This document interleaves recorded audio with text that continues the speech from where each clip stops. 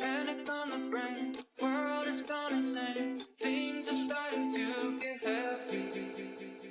I can't help but think I haven't felt this way since I asked you to go steady. Wondering, would you be my little quarantine, or is this the way it ends? 'Cause I told you level of concern, but you walk by like you never heard. You could bring down my level of concern. Just need you to tell me we're alright, tell me we're okay. Michael's quarantine truly starts to make me nervous. I don't fully get what they would say. I'm asking you to stay, a bunker underneath the surface. Wondering, would you be my little quarantine, or is this the way it ends? 'Cause I told you level of concern, but you walk by like you never heard. You could bring down my level of concern. Just need you to tell me we're alright, tell me we're okay. Yeah. Tell me we're alright, tell me we're okay. Yeah. Tell me we're alright, tell me we're okay. Bring down my level of concern. Just need you to tell me we're alright, tell me we're okay. Yeah.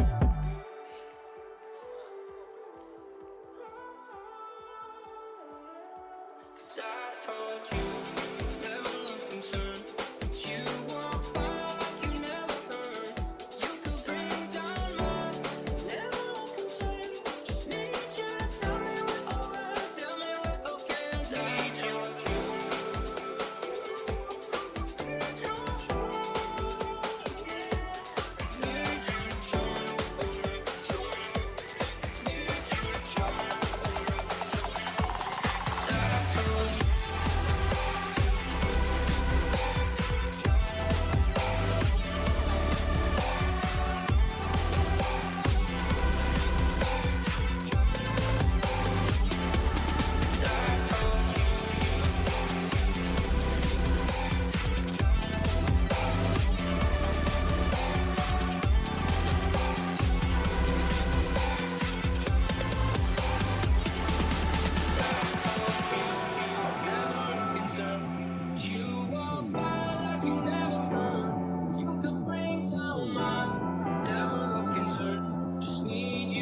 As far back as I can remember, I always wanted to be a gangster.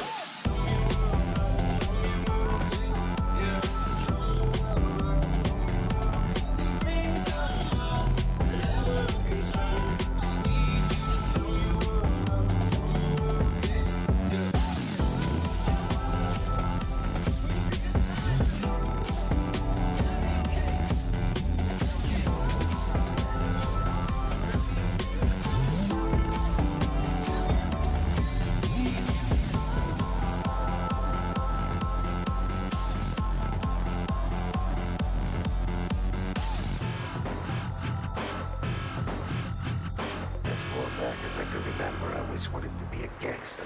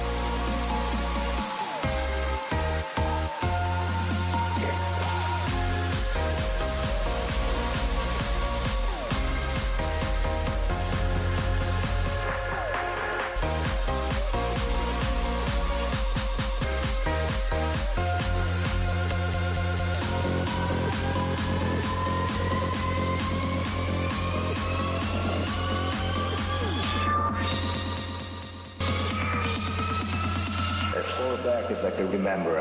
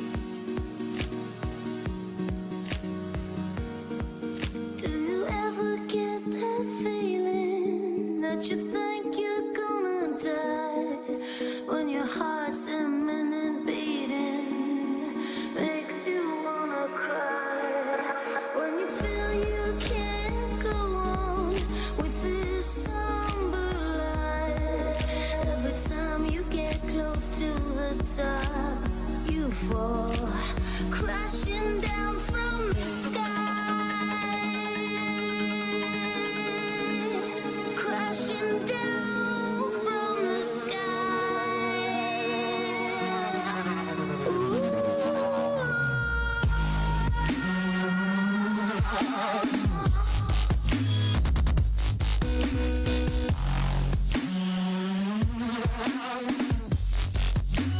Crashing down from the sky. Oh, crashing down from the sky.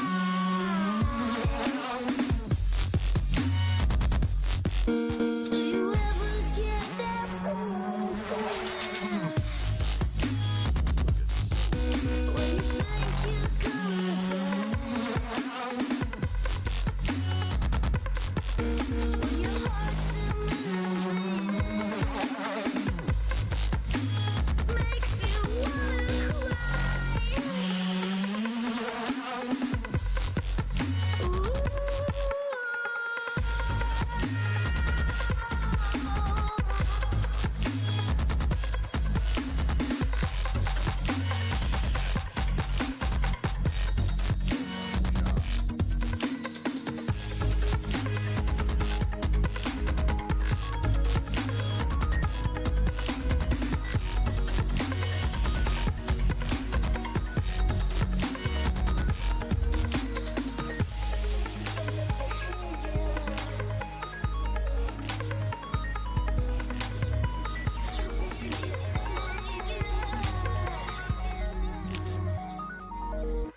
Do you ever feel that sinking in your stomach to the floor?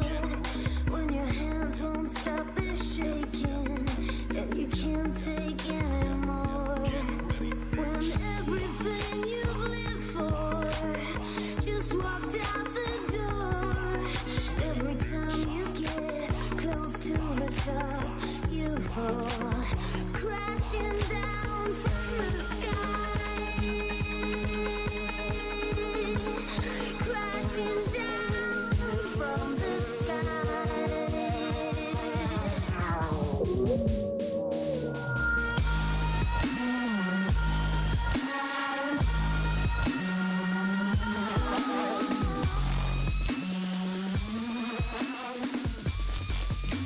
Crashing down from the sky.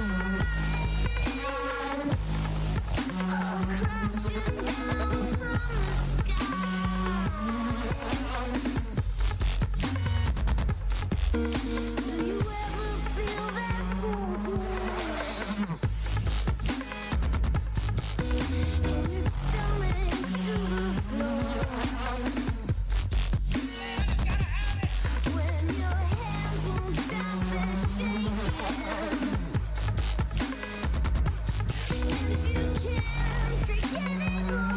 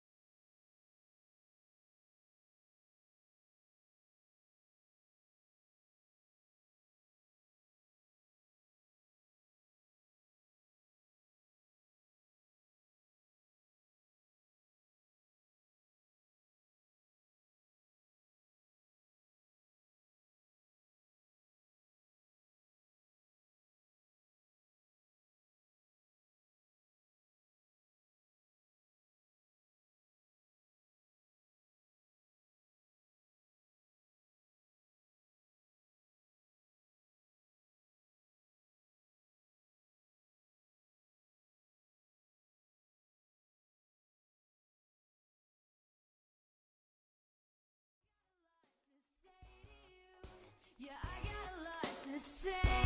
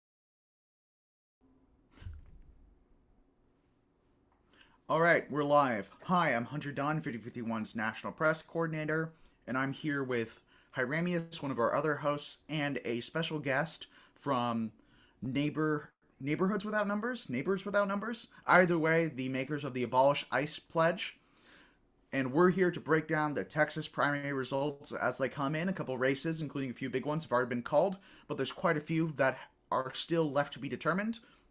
We'll also be covering some of the upcoming races next week that are particularly interesting, including, if we have time, a little preview of some of the more interesting governor candidates. Not necessarily the most viable ones, but nonetheless. Anyways, thank you for joining us, and if Hieramius and Adam, if you guys want to introduce yourselves, now's the time to do so. Sure. I was going to say, if you want to go first, I can go first either way. So my name is Adam. I started Neighbors Not Numbers Coalition. You were pretty close. I'll give you credit for, A for effort. It was close. Almost and the there. main mission we have going right now is the Abolish ICE Pledge, where we're essentially getting candidates on the federal level, whether it's the U.S. Senate or congressional candidates, to essentially state on camera, looking straight into the lens, I will support abolishing ICE and everything else that kind of goes with that. And I'm Haramis. I'm just here to provide the election results as they come in, and I'll just be, in the background, back up if needed.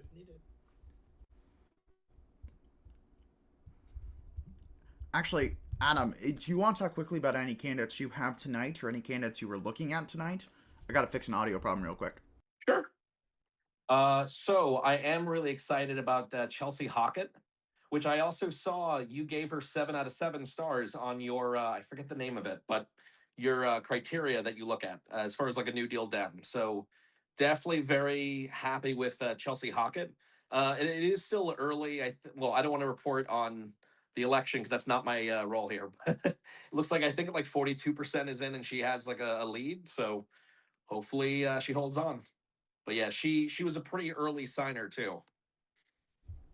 Oh, Chelsea's one of your signees for the Abolish ICE Pledge? I didn't actually catch that. I looked quickly, but I didn't see any besides Allred, which we can get into later, because it looks like his race is not going to resolve anytime soon. But what's the story behind linking up with Chelsea?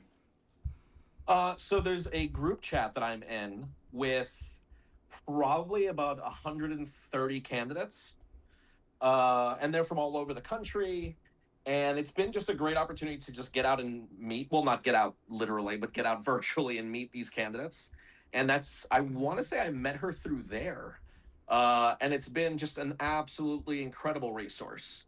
But I don't know if she would want me mentioning it, but Jen Johansson is the one who kind of runs the group, and she's kind of helping grassroots candidates really get a stronger foothold in this like election process. So definitely cannot strongly enough recommend her. I know Jen. I actually met her in DC, where I also met Al Green, who is in a race tonight. We can also cover that one later. But I think Jen would be okay with us mentioning it. Just a vibe based on what I know about her. I feel like right now she's probably hearing a slight disturbance in the force, but it's kind of like a comfy, fuzzy disturbance. Oh yeah. I mean, I have nothing but good things to say about Jen. So it's not like she'd be upset like with me giving her positive press here. I mean, there's some great candidates in there. There was a couple that were there were some very interesting races, some great ones, and some heartbreak last week, especially in Oregon.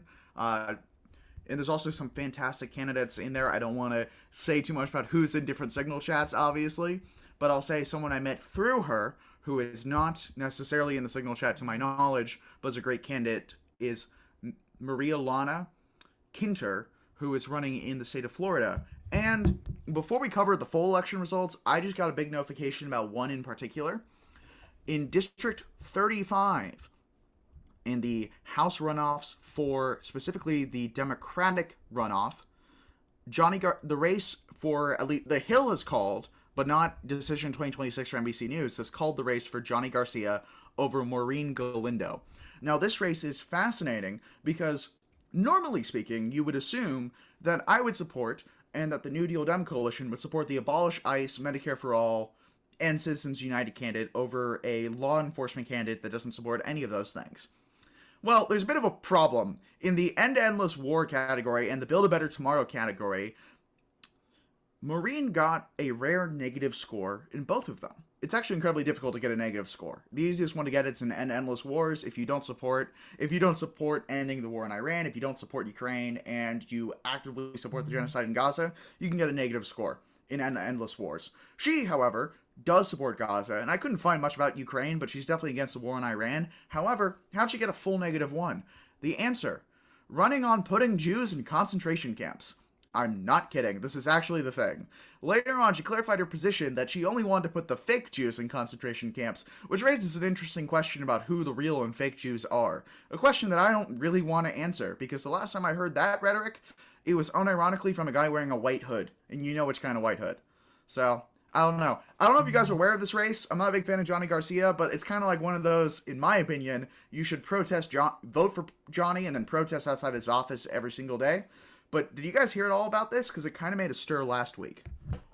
Yeah, I definitely did hear about it, and oddly enough, a few months ago, I very briefly messaged her, and she was interested in taking the pledge. I mean, granted, it's a completely separate issue with Abolish ICE from the kind of toxic, not kind of, the rather toxic rhetoric she was espousing as far as turning one of the ICE detention centers into like a concentration camp for like Zionists.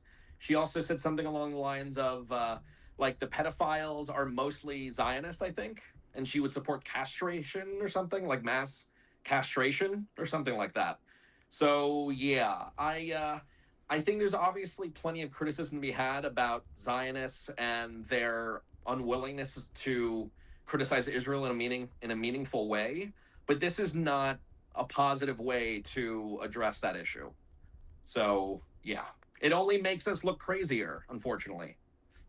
Yeah, not what you want to be associated with. Apparently, AOC has vowed that she'll expel her immediately if she wins, though it does not seem like that's going to be a problem unless she has the craziest independent race of all time. But I do also want to mention one other thing, and this is not a defense of Galindo. I want to make that perfectly clear. I'm not defending her rhetoric or her actions here. But how many times have the Democrats coalesced to do the same thing to Randy Fine, who has said every bit as batshit things in Congress about Arabs and Muslims?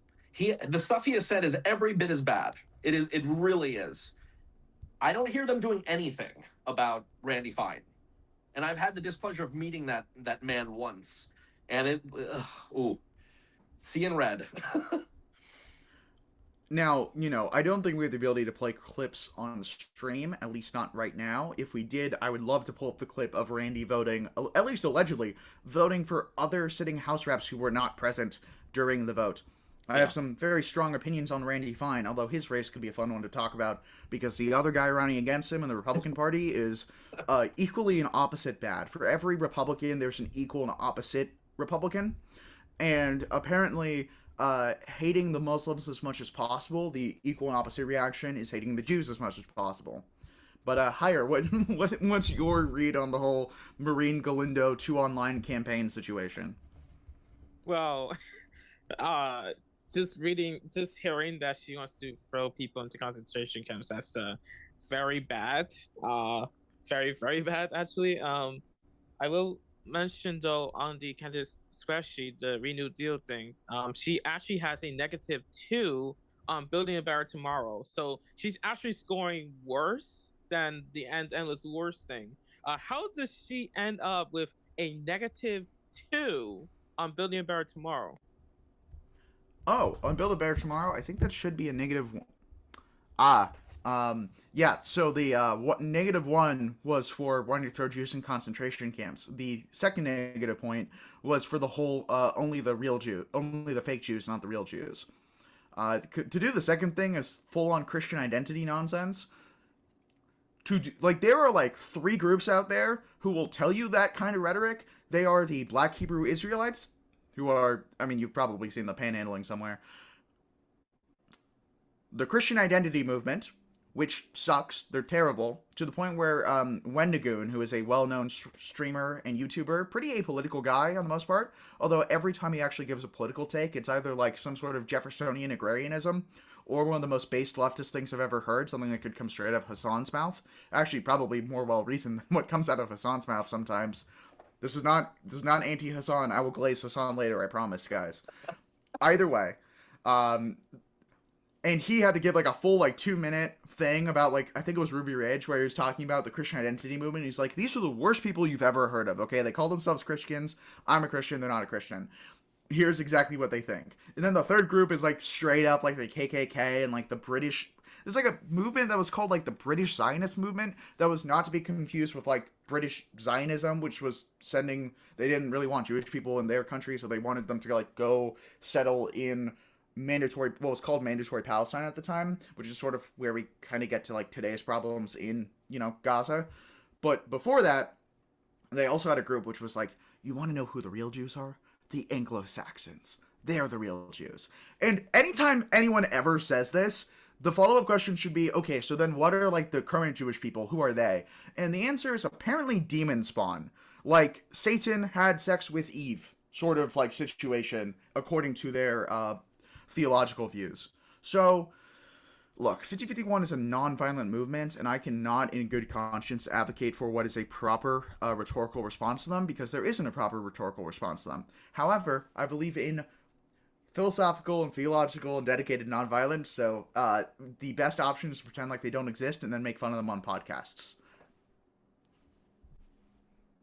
Works for We good? We good? We clear? PR? I'm like watching for like the smiting from above, but we should be fine. If I may plug an author, she wrote a book. I have not read the book yet, but I've heard really, really amazing things about it. Do you know who Molly Crabapple is? Molly Crabapple. That sounds familiar, but I don't know why. So Molly Crabapple has been an activist in New York forever. I want to say probably 10, 15, 20 years has been doing this work. She's also Jewish. And I want to say it was like her great-great-grandfather was part of the Russian Jewish Bund. And her book is about the Jewish Bund, how they created this just incredibly powerful, potent Jewish labor movement. And I mean, again, like I said, I don't know every detail of the book. She could definitely give a lot more details than I could. But essentially, the main thesis of the book is that where you are is your home. It doesn't have to be Israel. And like the Zionists were basically pushing back against the labor movement of Jews in Europe at that time.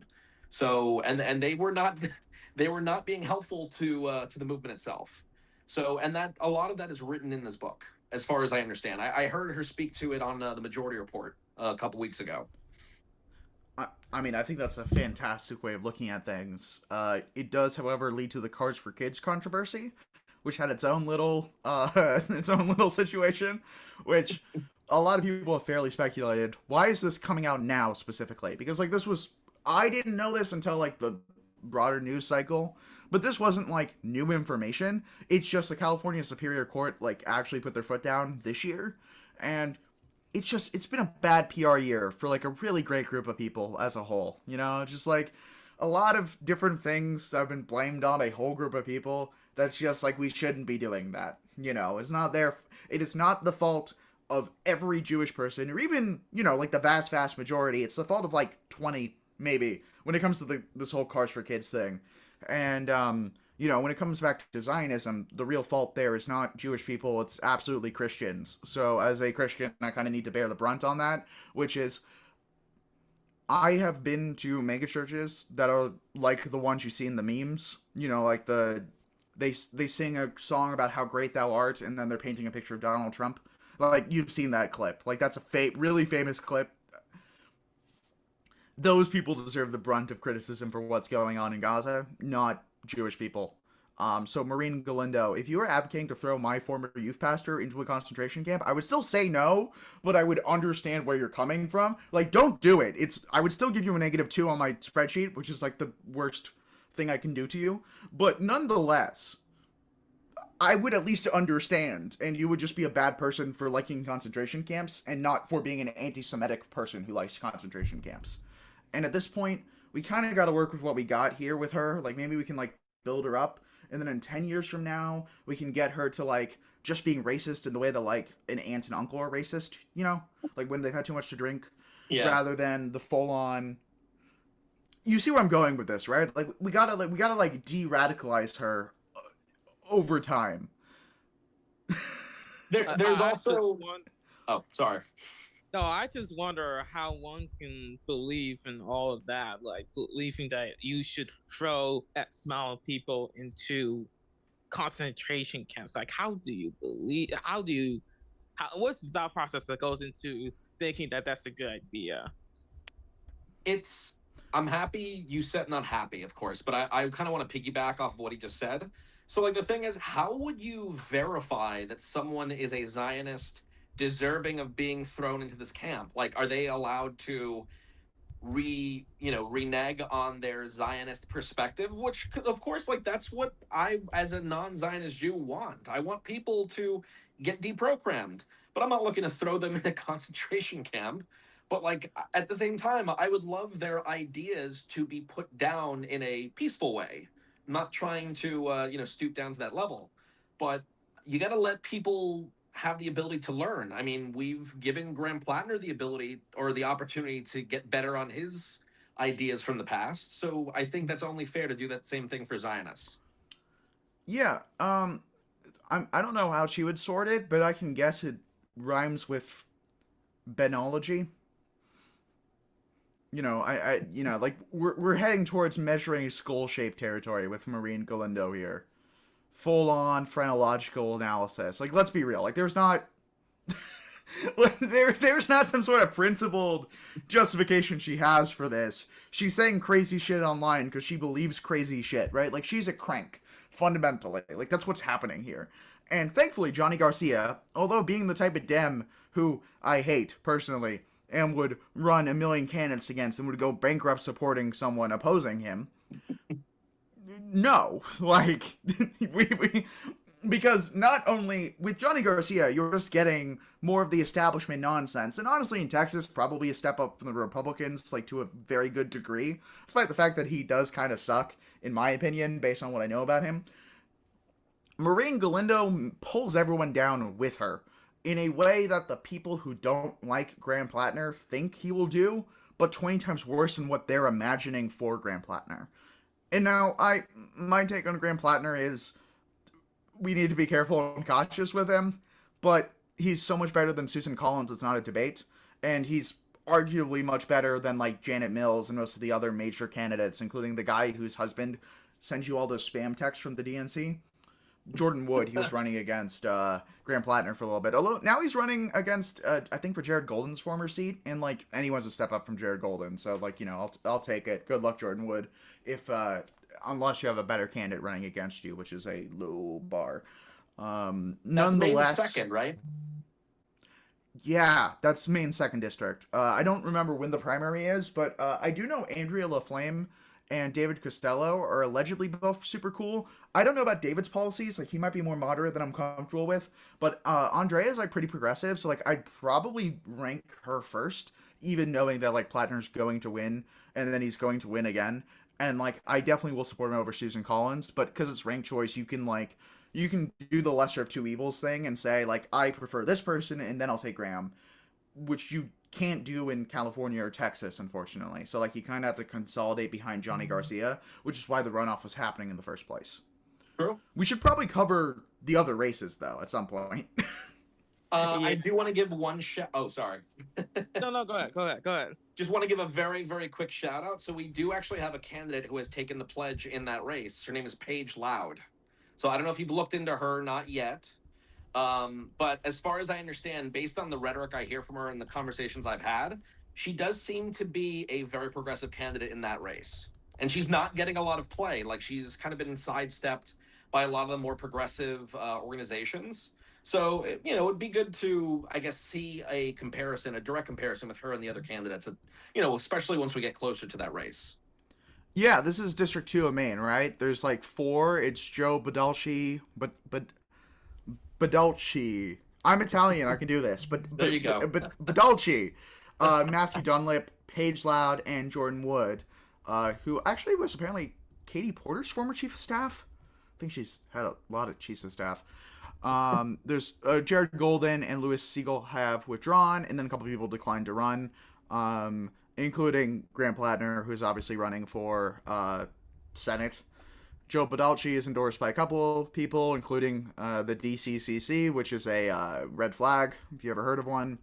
Matthew Dunlip is endorsed by Ro Khanna and Our Revolution and NNU, so that's a good sign. Paige Loud is endorsed by College Democrats of America.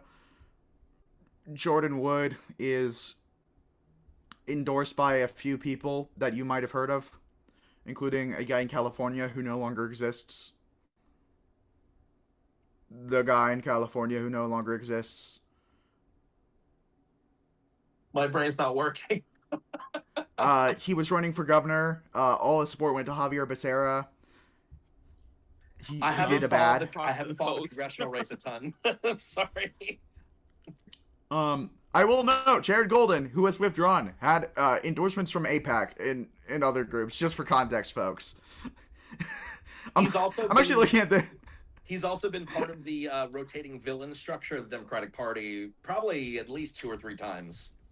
Okay, Jared Golden's not a rotating villain, though. He's just an actual villain. Like, let's be incredibly clear on define our terms here.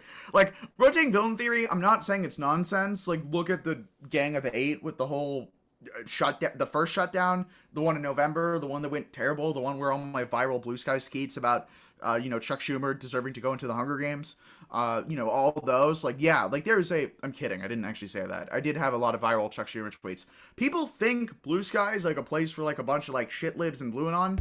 No, it's not. They all hate Chuck Schumer there. They all hate Chuck Schumer there. Okay, like they uniquely hate Graham Plattner. Okay, like it's a very specific thing. Like they really don't like him because they identify as the anti-Nazi website, and Plattner had the tattoo. So, for better or worse, I got into the discourse a couple days ago and it went badly. So like I'm being careful here. I said I don't think Fetterman's a good comparison for him. Like Tulsi, like if he goes badly, I think like Tulsi Gabbard's a better example of like what could happen there. Yeah. I'm not saying it's likely. I'm just saying like statistically speaking, John Fetterman's the way that he is because he had a stroke and it changed his brain chemistry. That's not to say that like a disability makes you like less good of a person. It's just like in his case, he clearly had a personality change from the stroke and from being influenced by some really bad people around him who took advantage of him, not necessarily because of the stroke, but they just like took advantage of him generally speaking.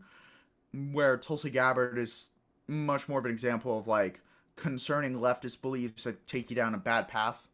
Although she was like part of a cult growing up, I guess. So, like, I don't know if that's a perfect comparison. I don't know. Anyways, the Jimmy... I'm worried about, like, Graham Plattner hanging out with Jimmy Dore. I'm not really worried about him becoming, like, Trump. The only MAGA I'm worried about is Jackson Hinkle there, okay? Like, I'm not concerned about anything else other than him going off the deep end in the far left direction, going to a red-brown alliance. I'm not concerned about him just going red. Like, that's not going to happen. So, yeah, that's my Graham Plattner take, which is going to get clipped by both sides out of context, and I'm going to look terrible, so. Well, what I would say to add to that, I definitely see, I would say 80 or 90% kind of crossover, or whatever you want to call it, cross-contamination or anything with Tulsi. But one red flag, something that I kind of overlooked for a while, because I was actually one of the people early on in 2016 saying she should be the running mate of Bernie. I thought that would have been great at the time. But we were vastly looking past her relationship with Modi, which was a massive red flag. And that's because of her father, I want to say, had a relationship with Modi. So that's something that we just looked past. And I want to say the time at which her true colors really came out is when Hillary just eviscerated her when she was running, what was it, in 2020? Or I forget when that was. But Hillary only ran in 16. Or 2016. When Hillary called her out in 2018. 2020. I think it was 2018 when Hillary called her out and said all those, pretty vile things about Tulsi. And then Tulsi just like responded and like went too far. And it seemed like that was the point at which she went down that dark path. That would make a lot of sense, actually. I will say I did not know about the Modi Association, but my opinion on Tulsi Gabbard has been and has always been you do not, under any circumstances, have to hand it to Assad. Or Yeah, Putin, Campus are for that bad. matter. Yeah, she's like kind of like best friends with like all the international fascists, you know? Like there is an international council of nationalists that exists. It's like Viktor Orban, Putin, Netanyahu, etc., etc. And she's friends with like half of them, and then the other people she's friends with are like the fascists that don't get along with the International Council of Nationalists, like the Iranian regime, IRGC, and just like as a whole, not great. So basically, you're Just saying she's just like the Nobel Peace Prize winner. I believe she's just like the FIFA Peace Prize winner. Well, I'm saying because what is it? Court? I forget what her name is, but she's friends with a lot of fascists around the world. Maria, I forget her name. Forgive me. But Marine Le Pen. no, not in France. I'm saying out of Venezuela. Oh, Mercado. Yes, she is a massive supporter of fascists, including Israel, including a few other places. Oh yeah. Oh yeah. Yeah, the more you read of her, the more interesting she gets. Yeah, there is a lot with the Tulsi Gabbard. Anyways, we should definitely jump into the races that have happened. Obviously, Yeah. the first and largest and most important is the Texas Senate primary runoff results. And the race has already been called for Ken Paxton with 63.1% of the vote over John Cornyn, the incumbent, with 36.9% of the vote. TLDR, James Tallarico for 2026 is looking a lot more likely with this poll. This is one of those Republican primary uh, strong victories that will crash and burn in the general. The question is, can it crash and burn hard enough in Texas for a strong blue candidate to win a race? If Maybe. I may, Hopefully. if I may add, looking at the map of the results here, Cornyn is only leading in Dallas County, in Travis County, where Austin is, and like two other counties. And in every other county, Ken Paxton is leading, or there's no results yet. And even in Dallas County, like Cornyn's leading with 50.7% of the vote compared to Paxton's 49.3% of the vote, with only half of votes in. So entirely likely that even in Dallas, Cornyn's gonna not win there. So this is clearly a big repudiation of the status quo in Texas, at least the Republican side, and a huge victory for Donald Trump, especially. I know that Paxton is a bit of a Trump supporter there, so uh, combine that with what happened in Indiana as well. It seems like these runoff elections for the Republicans, I mean, these primary elections for the Republicans are really helping out Donald Trump right now. Hopefully, on the general election, though. Didn't a lot of this kind of ire towards Cornyn start with him being unwilling to do the nuclear option for the voting legislation that Trump wants to pass? I want to say that's a main reason why he decided to weigh in and endorse Paxton. I might be mistaken though. Yeah, one of the NBC articles literally goes out of its way to say Cornyn has been a loyal Republican soldier, but not loyal enough. There's a list of, this is great. Paxton allies put together a list of alleged heresies to convince Trump that he couldn't trust Cornyn, which is just very funny when you consider the main reason is refusing to nuke the filibuster to pass the SAVE Act, which John Cornyn, you are a problematic fave in the vein of Thomas Massey, but not as cool because Thomas Massey's got good vibes, even if Thomas Massey's opinions on like basically every issue besides Epstein is probably TOS violating and not in a good way. Nonetheless, John Cornyn did stand strong on one issue and one issue only, and that was enough to get him destroyed. Now, Ken Paxton over here has, let's see, state securities felony fraud indictment where he had to pay $300,000 but not admit wrongdoing. And of course, this is ran by a very sympathetic Texas district court. He had a Securities and Exchange Commission civil action, which got dismissed because of reasons that was related to the felony fraud indictment. He had a whistleblower allegations, several, arguing that, amongst other things, he improperly influenced other people, he abused his office, he committed bribery and other crimes.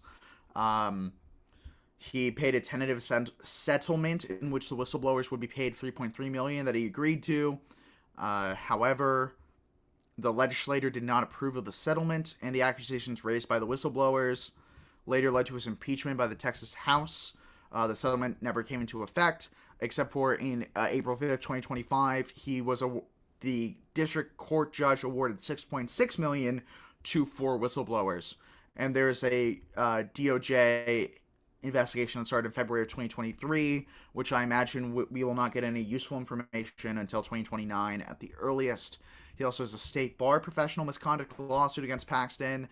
His wife, who's a state senator, at one point state senator, full on filed for divorce on biblical grounds, accused him of committing adultery. And in other cases, a real estate investor named Nate Paul alleged to have hired the girlfriend with whom Paxton was having the affair. In exchange, actions manager of Paxton's failed state impeachment effort contended were just like abuses of office to help Nate Paul out in return for hiring his girlfriend, which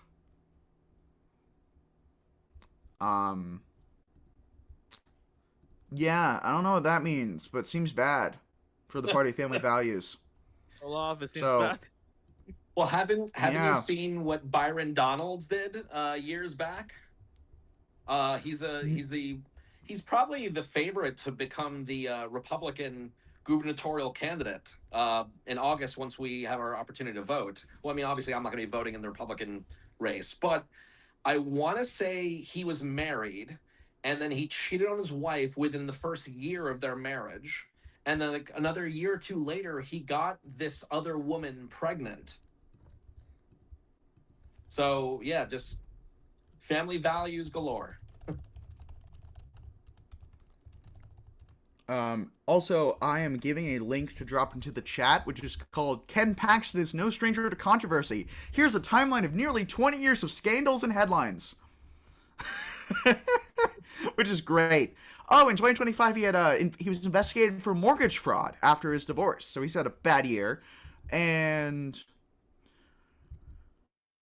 doesn't even include the new thing, which I'm trying to find here. Oh yeah, he contested the 2020 election results, obviously. He got sued for firing the whistleblowers. He got investigated of bribery and abuse of office by the FBI, security fraud. He stole another lawyer's pens in 2013, which feels like arson, murder, and jaywalk. That's $1,000 pen? What? Oh, a month Okay. or something? It was technically left by one lawyer in a metal detector tray at a courthouse. Okay, That's finders keepers does not apply to things worth over $1,000 in a courthouse. That's not how based anarchist Ken Paxton. Like, what are we doing here? Like, that's not anarcho-communism for sure. It's some sort of anarchism and not the good kind. Oh yeah. Also, I'm not sure I can link this in chat because it'll get flagged. But he is under fire for a plea deal he offered last month to a Waco man charged with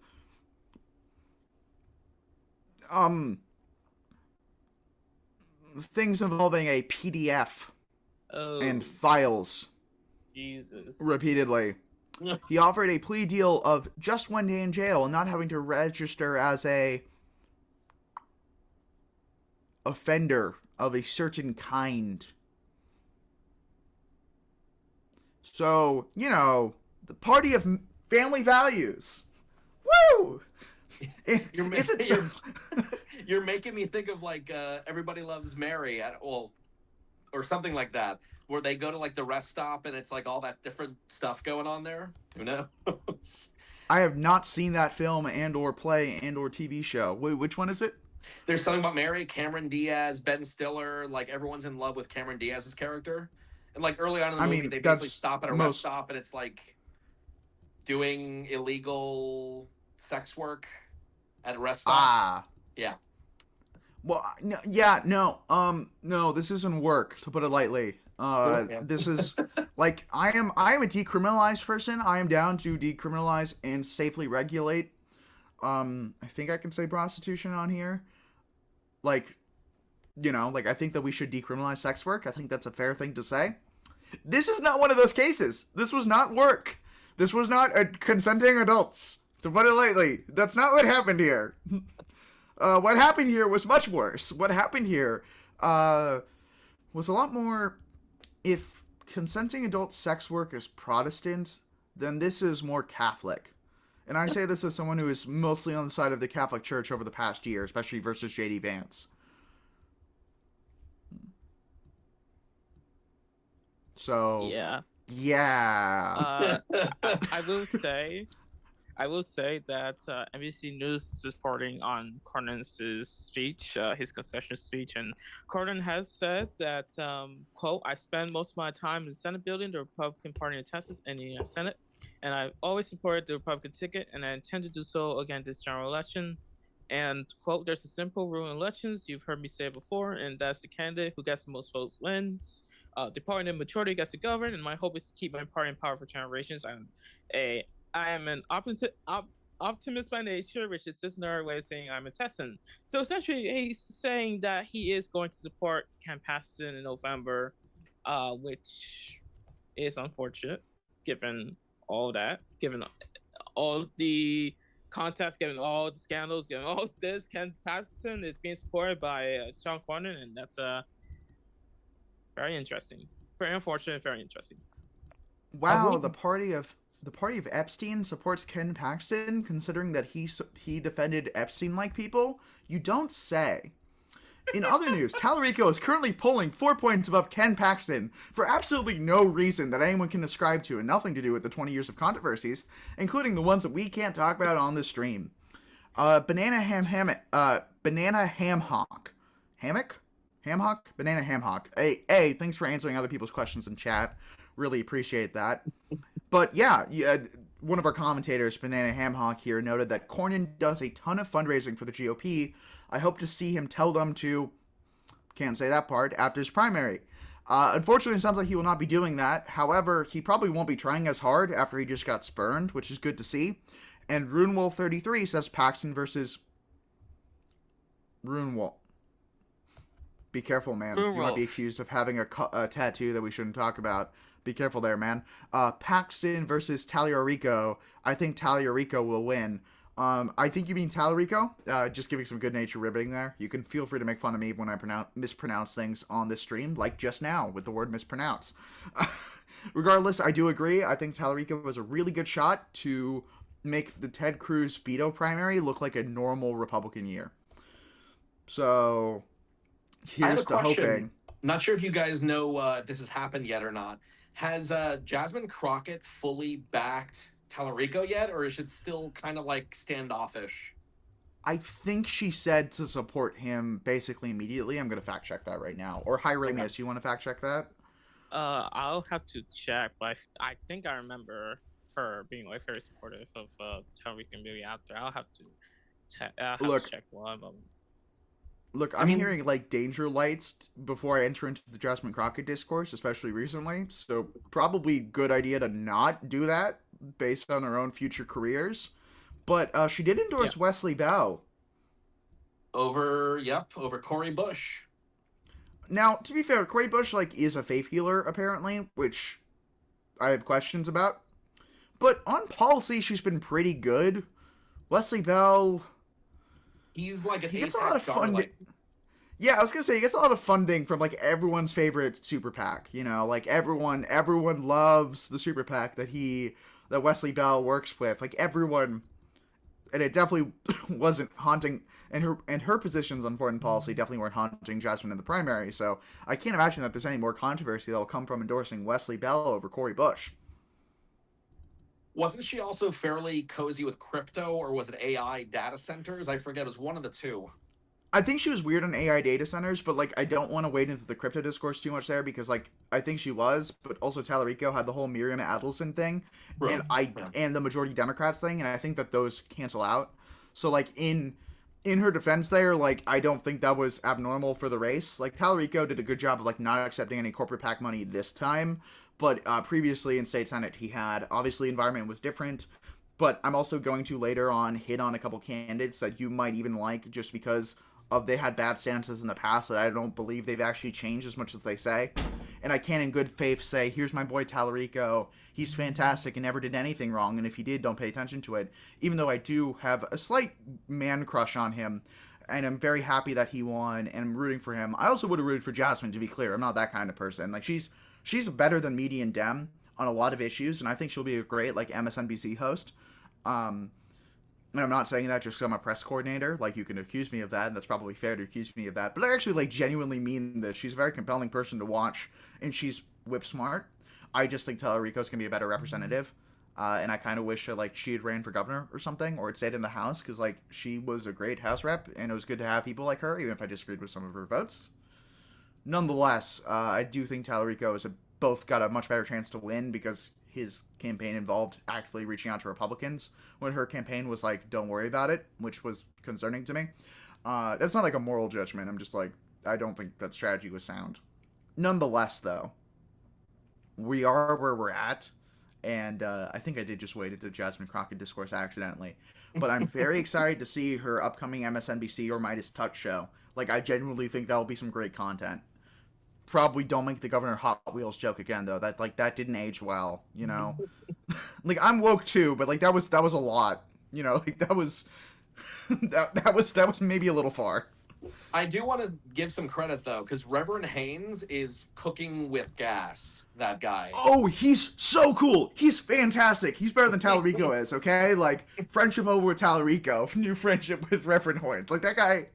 And that's Crockett's successor. That was her district, the 30th. Well, I guess it became the 30th or whatever it was.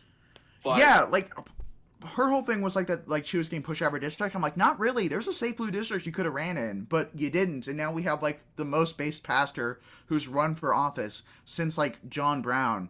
So you know. I heard him say apartheid like 12 times in one speech. I'll put it to you that way.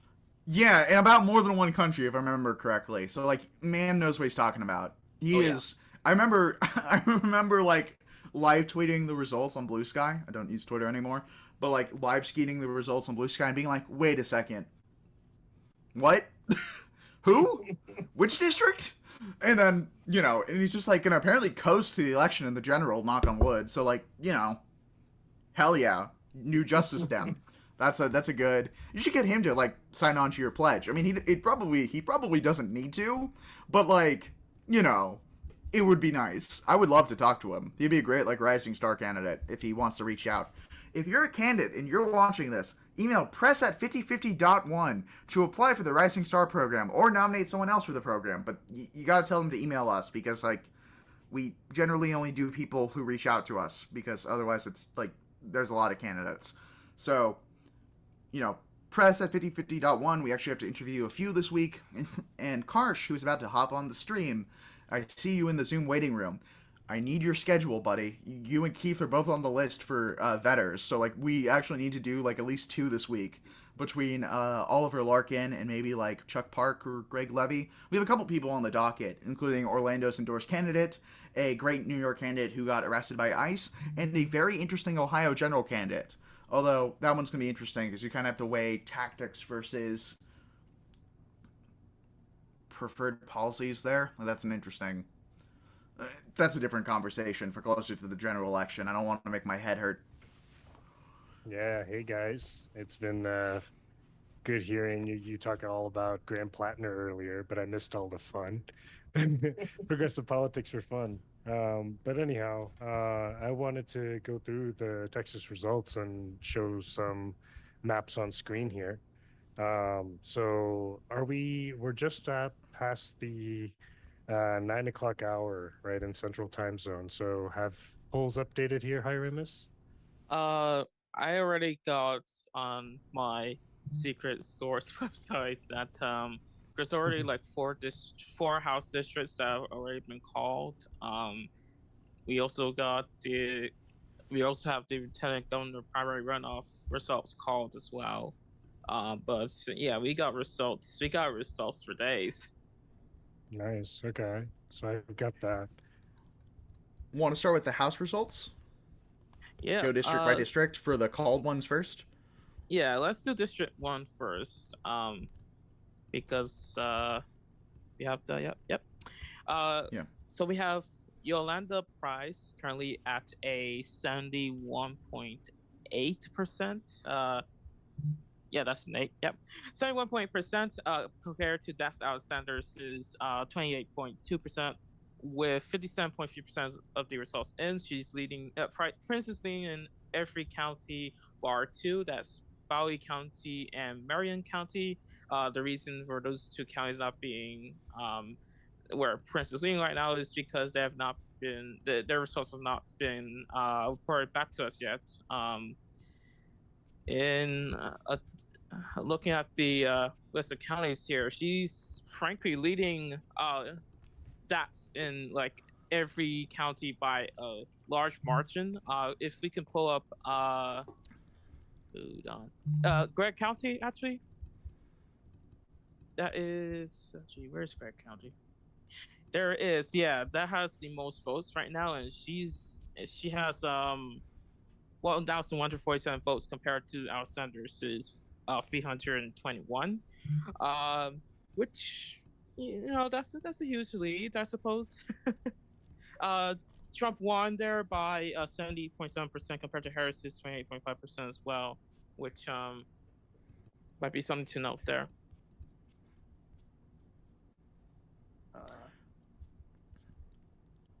For which are we looking at? Yolanda District Price 1. versus Dax Alexander. Yeah. Okay. Yep. Hold on. We should talk about. We should probably go away from it for a second once we've analyzed the results on the API, so that because right now we still do not have the full functionality yet of having both people on the screen and vice versa. When it comes to the, because it looks like she won like basically every county that's been counted, right? Yeah. Or like every section of the district, which is impressive for her. I mean, only 4,500, only 5,000 votes. Yep. That is a large vote differential. Dax kind of got blown out there, buddy. I'm sorry, man. But we should probably talk about the New Deal Dem situation here. This one's a bit weird because I'm going to be honest.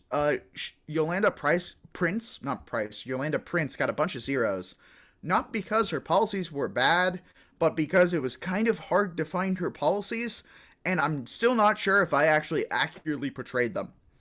So we have Dax and Yolanda, and Dax outdid Yolanda according to the New Deal Dem score of 3.83 versus 2.33. I'm going to post this again in the chat, and also if anyone wants to drop this into the Twitch stream so people can follow along.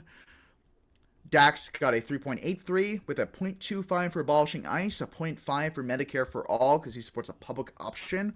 By the way, partial points can refer to not going in the full way, but has a take that is valuable enough to rate on the scale. In his case, he wants to demilitarize the border, which definitely means a massive change in reform and in policing the border past what a candidate who just wants masks for ICE supports. So good on him, but nowhere near abolishing ICE. He supports a public option for healthcare. He is in favor of strong accountability options for this administration. We're talking things like impeachment and the Voting Rights Act, protecting people from racial gerrymandering, for example, which is fantastic to see. He is strongly in favor of overturning Citizens United. He is against, at the very least, the war in Iran and defensive of Ukraine. I cannot find his stance on Palestine, which makes sense.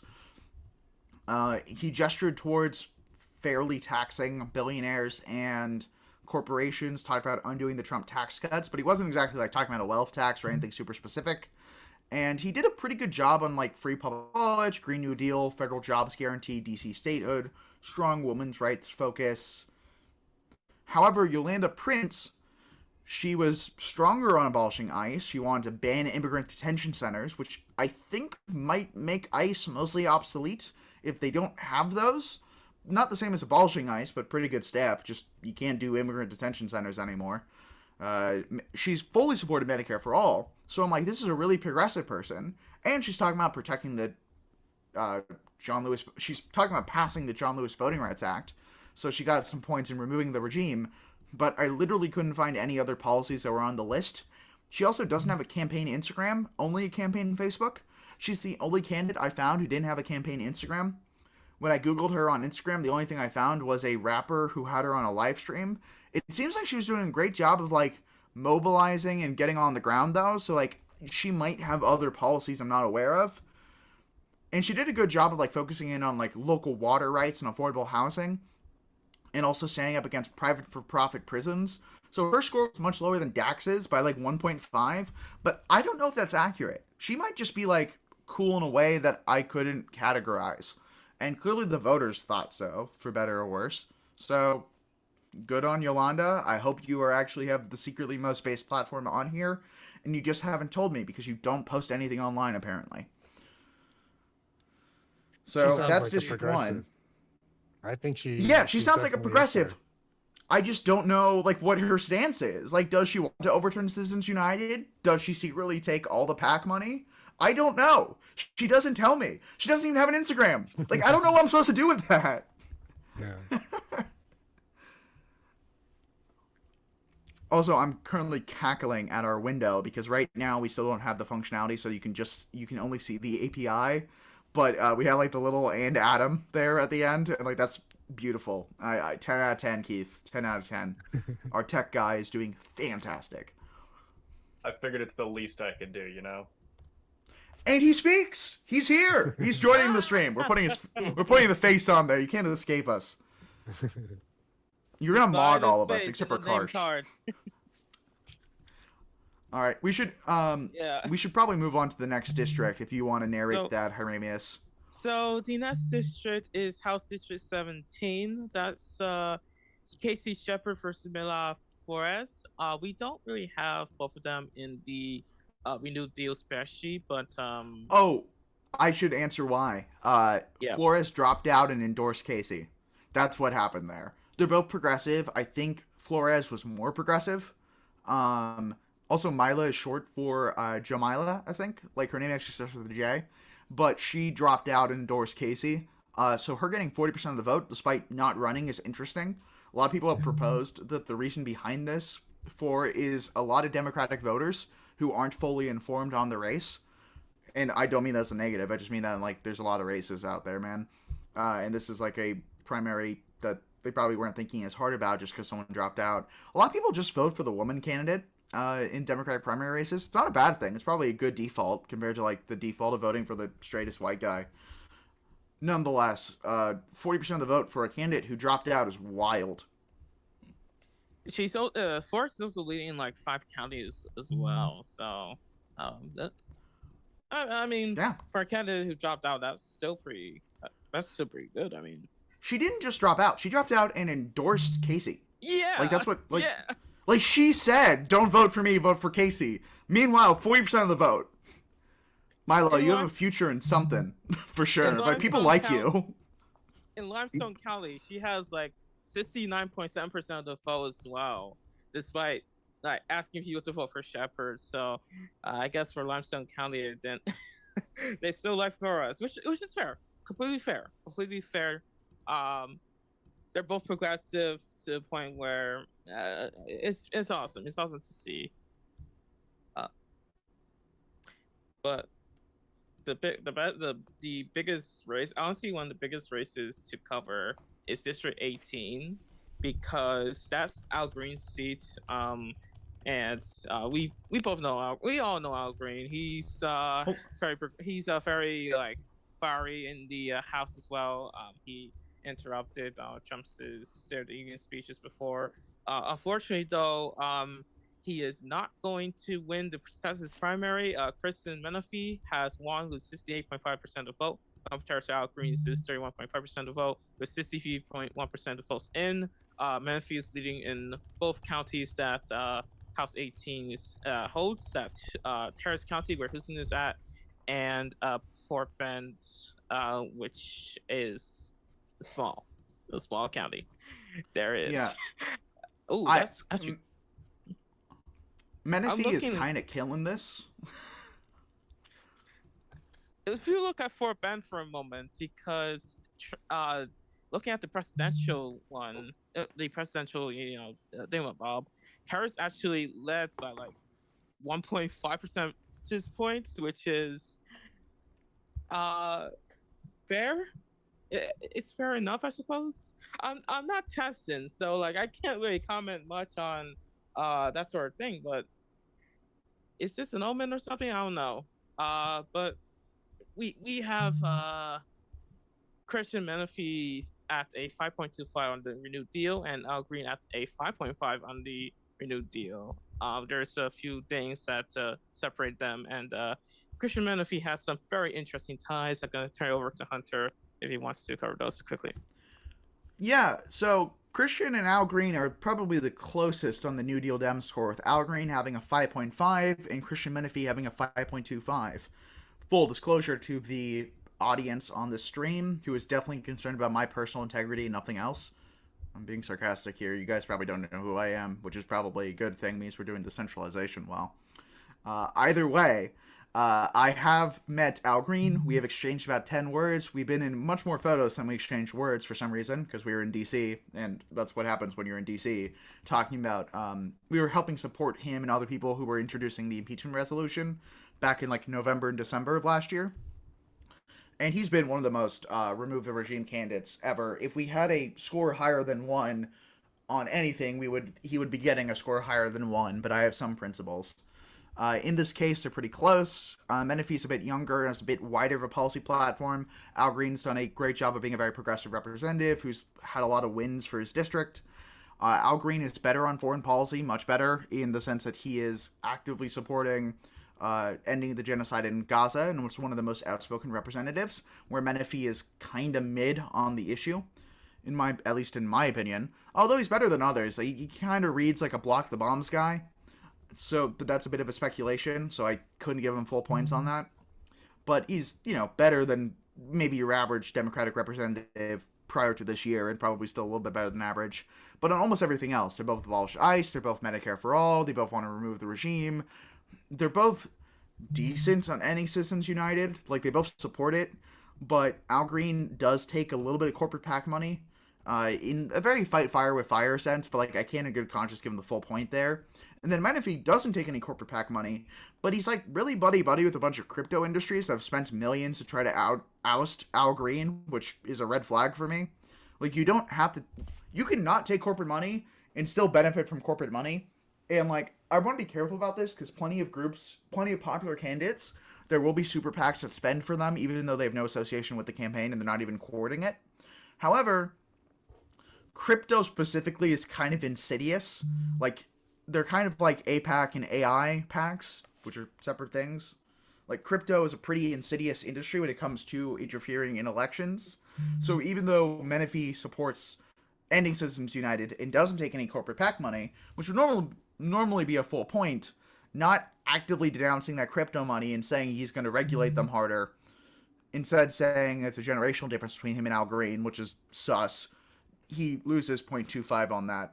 So gets a bit of a penalty for not disavowing that money. He's also a bit worse on foreign policy, but he's better on taxing the rich. He's at least got a plan to do it, where Al Green doesn't have much of a stance, which makes sense because Texas. All in all, though, despite Menefee being a bit younger, I think Al Green is slightly better, but again, I could be biased by the 10 words I shared with him and holding his cane one time, so you never know. It's pretty close. It's probably chalk, the difference there, because age versus foreign policy versus stance on taxing the rich. Regardless, though, we should probably move away from elections for 1 second to give an update on the Delaney Hall situation, if we can go away from the API for a short amount of time. Yeah, I don't know if we can. I think we can play this on stream because it's a direct link to a website, a direct link to Instagram, and we were asked by the people who are in the video to share this. But for those who are not actively monitoring the Delaney Hall situation, let's see if we can pull this up. I gave Keith the link. I'm actually pretty close to that area. I mean, we're far away, but like this is also pretty close situation. For those who don't know, there's currently a hunger strike going on at Delaney Hall, which is a concentration camp in near Newark. I believe also that the governor was there like yesterday. ICE, tear gas Senator Andy Kim there as well. There's a lot of protesters there. There's a lot of calls for protesters to go there. there's a lot of folks to provide mutual aid there for the detainees and for the protesters as well. It's a very much ongoing situation that we also got affiliate of, if we can pull that up really quickly. Yeah. I believe that this is the 6th official day of the hunger strike, although it started getting media coverage on this most recent Friday through the Labor Day weekend. There's been both hunger strikes and basically 24/7 protests outside of the detention center. Specifically, the demands were to release the children and release the people who were sick and old people from the detention camp. The people inside the camp, the detainees, and I'm going to be honest, we should not call this a detention camp. What this is a concentration camp. The concentration camp detainees are currently undergoing the 6th day of a hunger strike, which is incredibly dangerous, and these people are already weakened by truly terrible conditions inside of these concentration camps. At the same time, there's a 24/7 protest presence outside of the camp, including by 5051, by, I think it's pronounced Coseka, New Jersey, by Sunrise Movement folks, by tons of different groups across the political spectrum that are anti-ICE. You have Abolish ICE specific demonstrators and also demonstrators who are specifically there to try to meet the demands of the hunger strike undertaker, the people undergoing the hunger strike in the detention center. Concentration camp, sorry. Things escalated Monday morning when Governor Mikey Sherrill attempted to enter and was prevented from entering. I believe a couple congressional sitting representatives were able to enter the camp, including Senator Andy Kim, who was actually tear gassed and had his hand injured on the scene by local law enforcement and ICE after attempting to de-escalate an arrest. I don't want to say the word de-arresting because I don't want to potentially get into any sort of legal culpability there, so I'll say the word but not ascribe it to anyone in particular. But there's definitely a de-escalation involving an arrest happening, which led to a senator getting tear gassed. He then tried to negotiate with ICE to try to...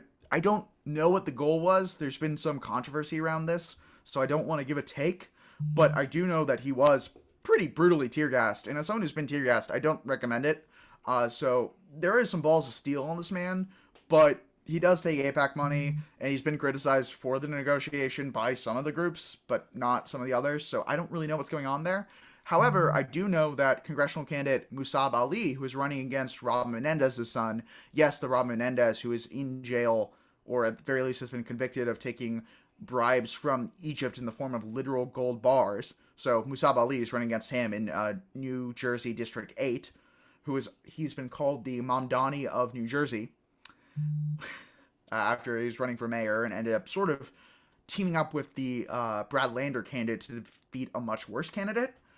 He ended up not winning. The Brad Lander candidate ended up winning, but nonetheless, very similar to Mamdani in a lot of ways.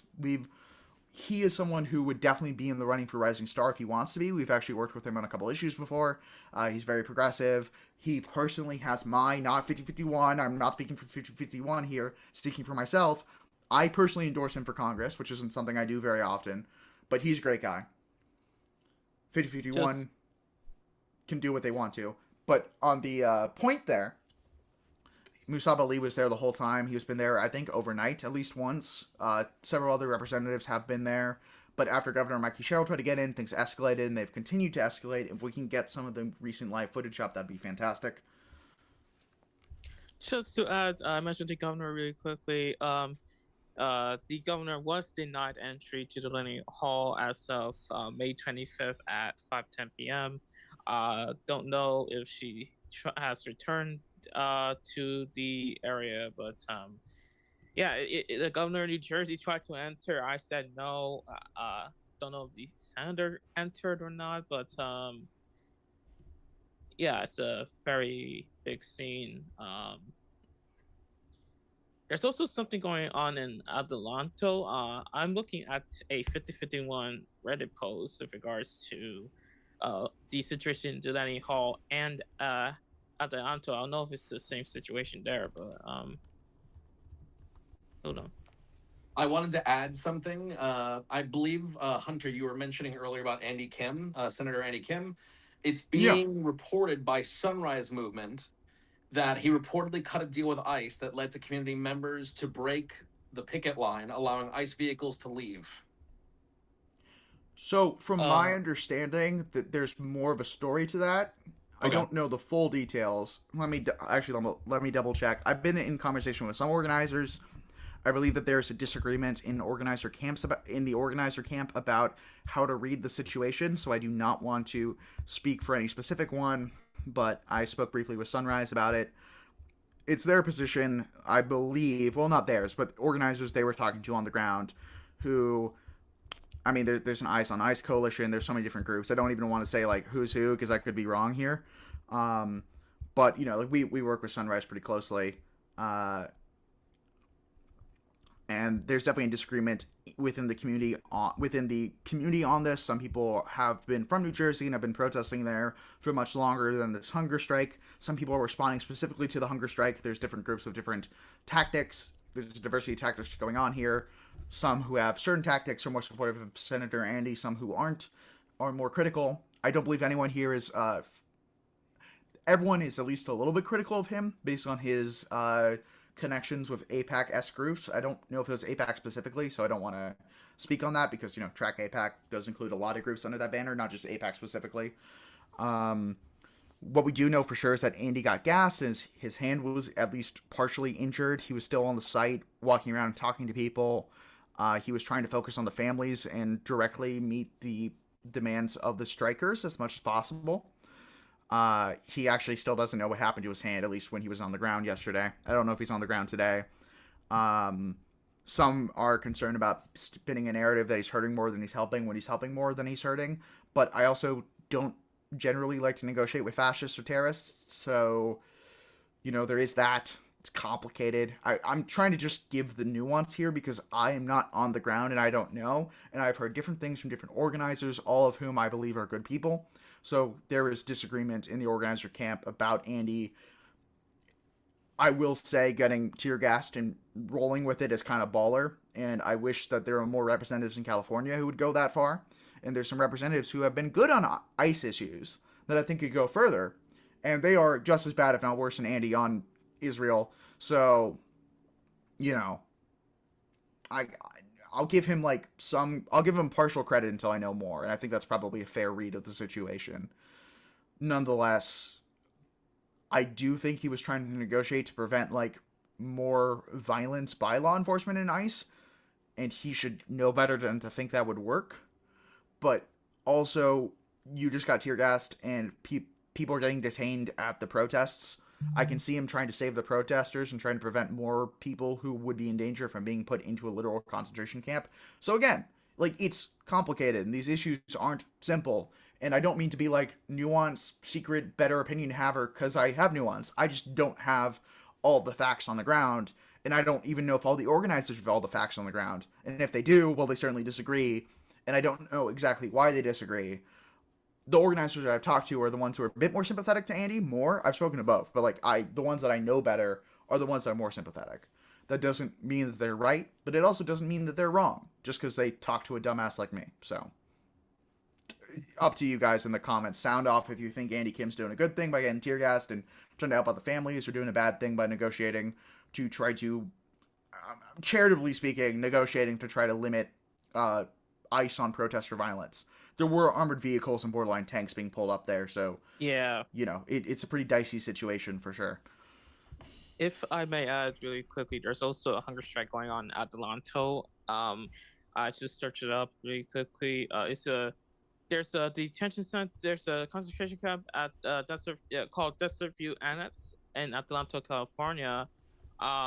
Reports are that they're currently at day 8 of this hunger strike. That uh, they've experienced medical violence because of malpractice, sanitary conditions, repression for organizing. All that's wrapping up inside. It seems like there's a similar situation to what's going on in Delaney Hall, New York. Uh, Let me just read really quickly. Yeah, they have some demand. They have it seems like 7 demands specifically for Adelanto/Desert View. 1, bond reform, fair, transparent, and legally justified bond determinations. 2, improve conditions, immediate remediation of mold, water infrastructure, repairs, and clean functioning facilities. free adequate medical care, meaningful medical appointments, and appropriate treatment for chronic conditions. 4, nutritious food, a diet that sustains basic physical health. 5, accountability for deaths, that's answers regarding detainee deaths and care. 6, the right to organize, the freedom to meet collectively and communicate without retaliation. And 7, shutting down Adelanto and Desert View, the complete closure of the facilities. So not much reporting on Adelanto, actually. We're hearing a lot more about Delaney Hall in Newark. It's still like a horrible situation all around. So hopefully things get settled in a very good way for both situations. Beyond that, we do have video now for the Instagram post that we mentioned earlier. If you can pull that up. Yes, Keith, if you can pull that up real quick, that'd be fantastic.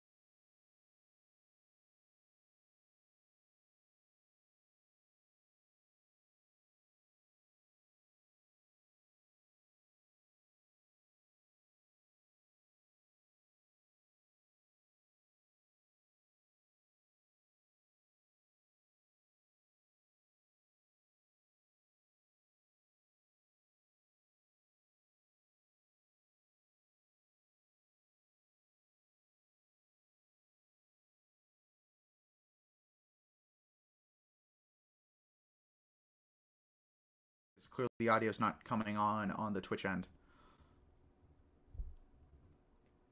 Okay. Keith, give us a thumbs up when our audio is back live on the Twitch. Okay, should be good. Okay, we are having some technical difficulties with the sound. If you didn't hear this before, what you're seeing is ICE escalating.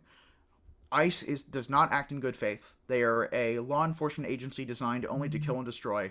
If there is any law enforcement agency that is good and tries to serve and protect people, it is not ICE.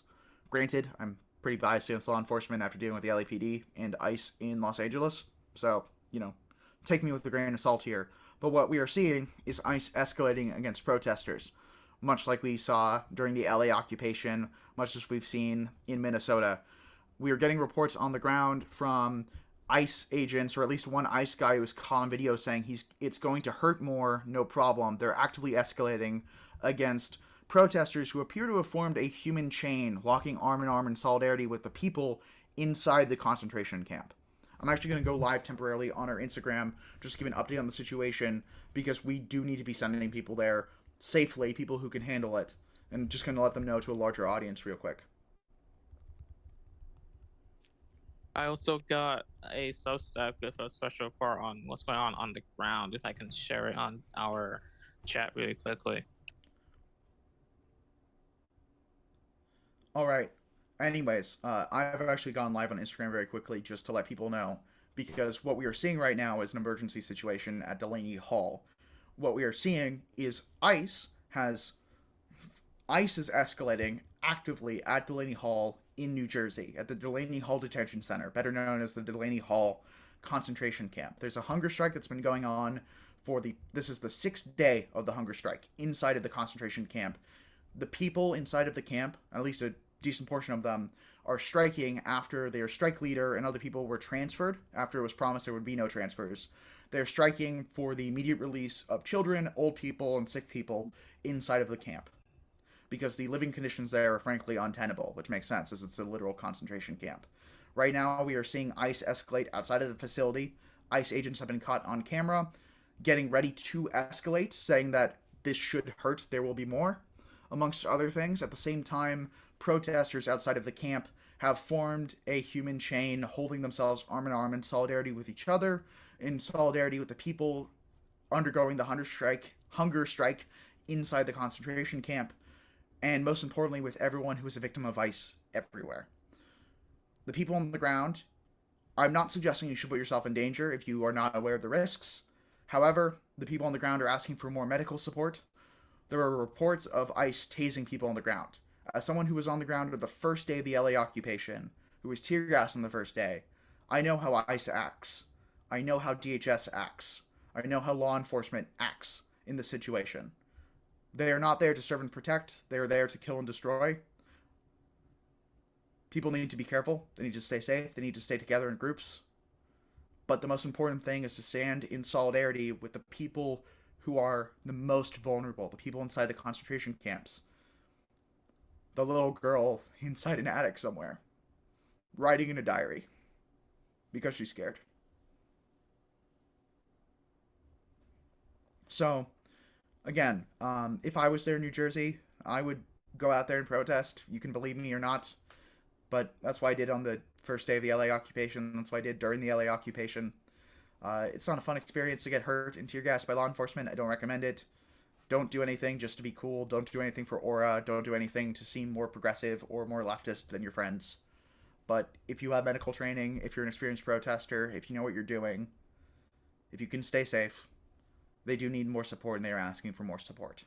And if I could hop on a plane right now and go to New Jersey, believe me, I would. So, I'm coming here from Los Angeles, well, from Southern California, where we've been dealing with much the same thing. My name is Hunter Dunn. I'm 5051's National Press Coordinator. I should be abolished. I should be prosecuted. There should be trials for what they've done. Their agency should not exist. None of them should exist in free society ever again. But right now, that is not the energy we need. The energy we need is people who are willing to stand in solidarity, people who are willing to put themselves on the line for each other, much as many of us on this call, many of us watching have done the same. We are up against a cult. But the best way to win is to lead with love. You can't just fight fire with fire. You have to fight fire with water. So be water. Anyways, I'm just going to end the stream here and let it upload to Instagram. It's probably not that engaging, but if you can go support and it's safe for you to do so, please do so. There are people who need your help, but there's also going to be people who need your help over the next several years. So please, whatever you do, stay safe and don't take on any risk that you're not willing to take personally. We keep us safe.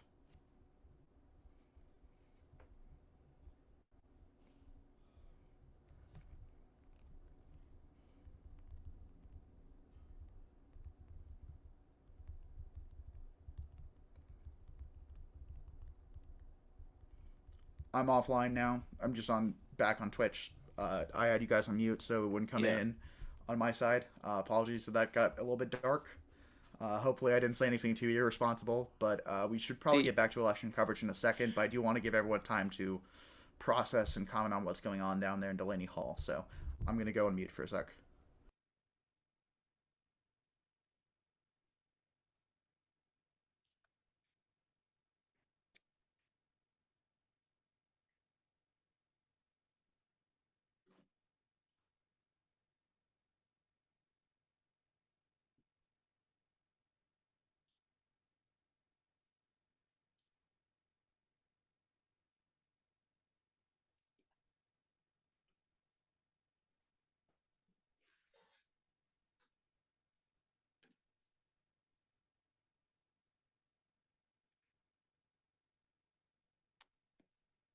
what worries me is hi folks, sorry about this break into silence. What worries me is that I'm in New York City, and we have our own controversy and stuff with 26th Federal Hall, 26th Federal Plaza, and a while ago there were like uh armored vehicles, protesters in similar situation, and it's just that's things in your memory for a long time. Um, Armored vehicles in New York City, armored vehicles in general, inhumane behavior. That what Hunter said at the very end of the Instagram reel, we keep it safe. That is one of the best models we can have, because um, we are dealing with a lot right now. We are dealing with a horrendous situation, and only through mutual aid, only through working together, only through our consistent efforts as a coalition and with each other, can we fight back. Can we protect the vulnerable? We can protect the people who truly need our protection, who truly need our help at this time. And I don't know how much I don't know how else to say it beyond that. But yeah, our apologies. It got dark. This stream got a bit dark. Gonna try and leave it pass towards the election, not election night in Texas. Uh, if you got any questions, drop it in the chat. We'll still be around to answer them. But I'm gonna go towards District 24 and 35 because we have results called for them. And then after that, we'll hop around Districts 5, 14, 33 because they have not been called yet. But especially District 5, we have a candidate there who is leading.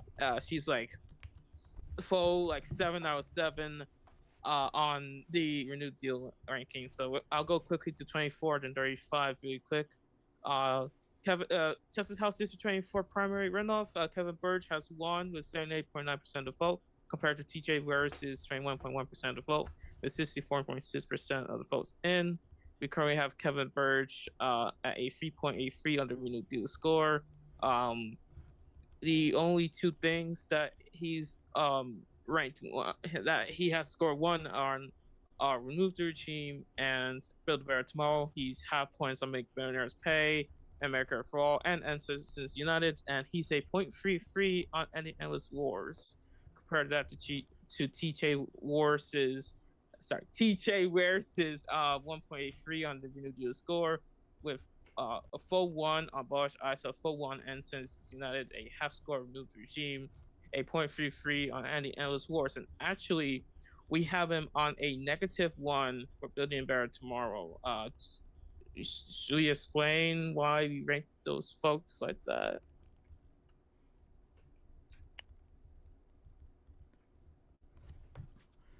Sorry, which race specifically are we covering right now? Texas 24. 1 second. Yeah, Texas House District 24, the one with TJ Ware. Oh, God. Yeah, this one's gonna be a bit rough for stream. This is not a good. Well, nevertheless, we persist. So Kevin Burge and TJ Ware in a runoff. I believe Buchwald was also in the race with them. And these two made it to the runoff.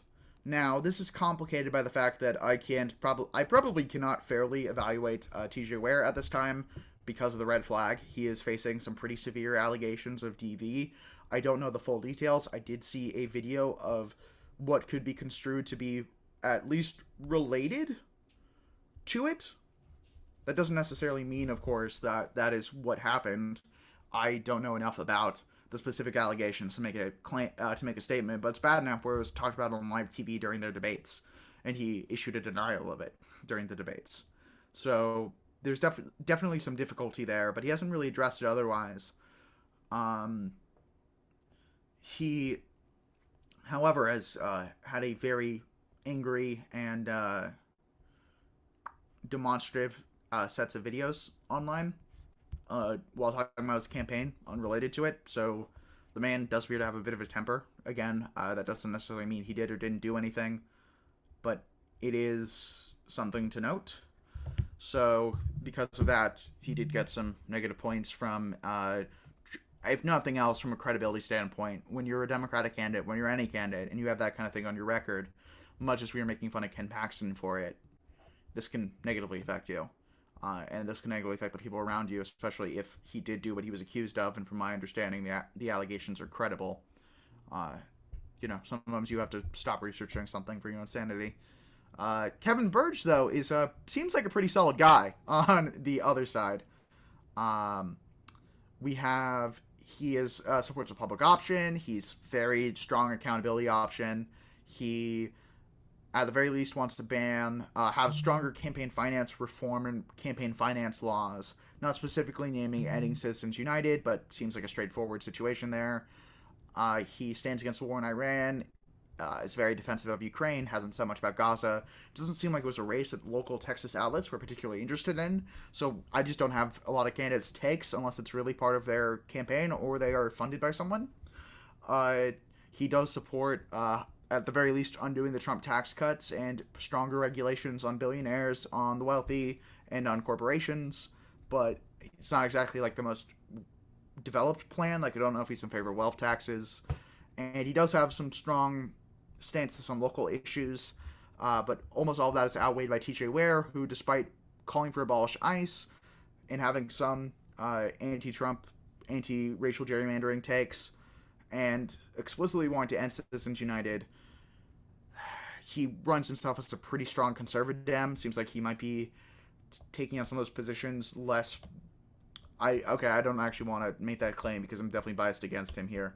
But he was running as a conservative Democrat, at least until January. I don't know if things changed for him. And yeah, he had a road to Damascus moment when it comes to his political views, much as people say Tom Steyer had one after funding some pretty bad causes briefly, but then speaking to student activists.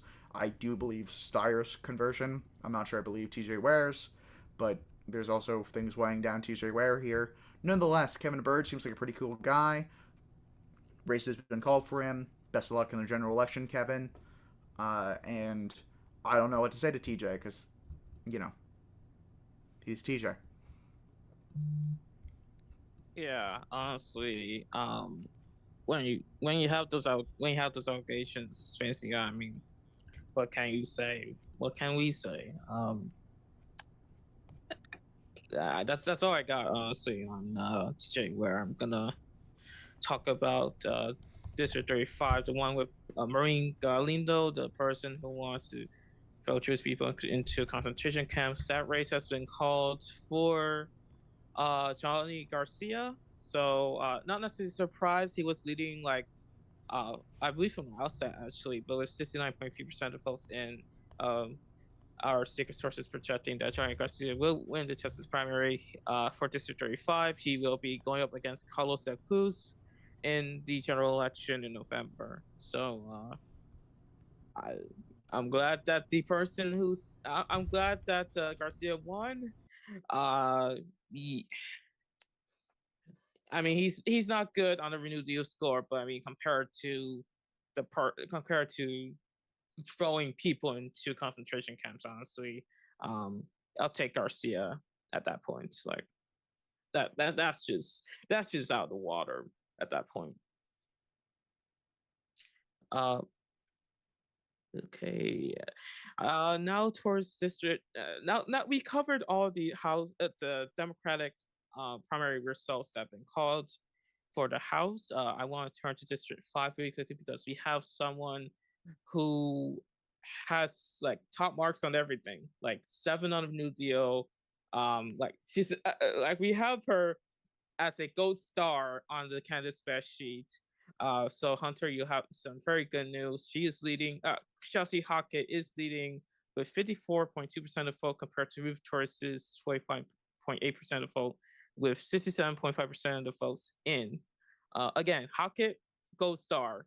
one abolish ICE, one on Medicare for all, one on moving the cheap, one ending Citizens United, one ending wars, one on making billionaires pay, 1 billion better tomorrow, no red flags. And I want to look at notes really quickly. She supports the PRO Act. She wants to tie minimum wage to the cost of living. She wants to build affordable housing. She wants to get rid of, I believe, school vouchers.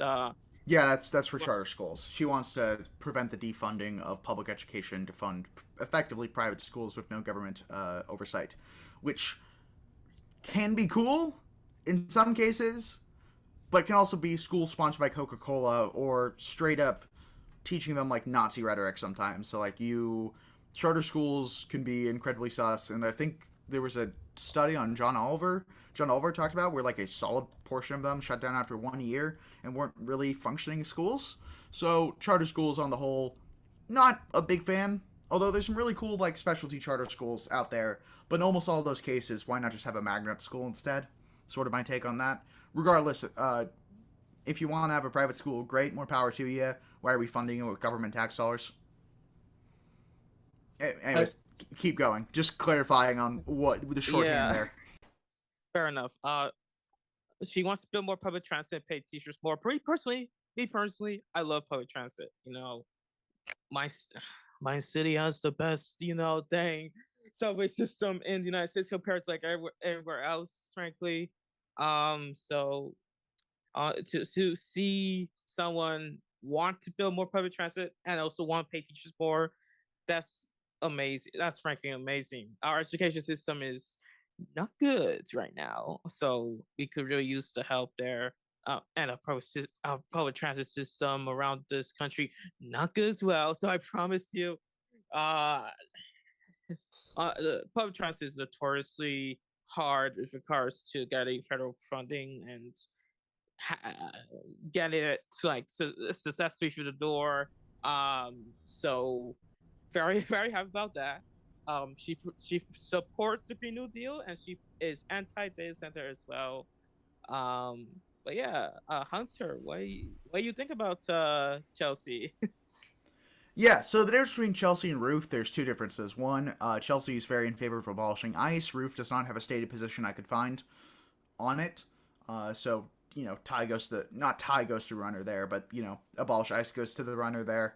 And the difference between Chelsea and Roof is that Chelsea is a very incredibly thought out, detailed platform on a lot of different progressive issues, both locally and at the national level, which on almost any candidate would be an improvement on their own personal platform. Roof, also known as Roof Truth Torres, definitely has a good heart in the right place.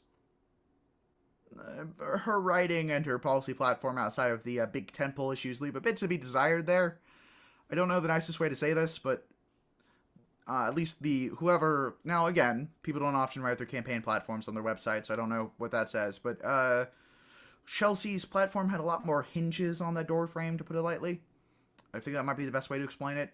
Now, Chelsea also is we have some friends on the channel here who are a big fan of Chelsea's work. We actually have one of the founders of the Abolish ICE pledge on our call right now, and Chelsea is the one candidate in these runoff races who has taken that pledge. So, Adam, if you want to give some more background on Chelsea, then we can give.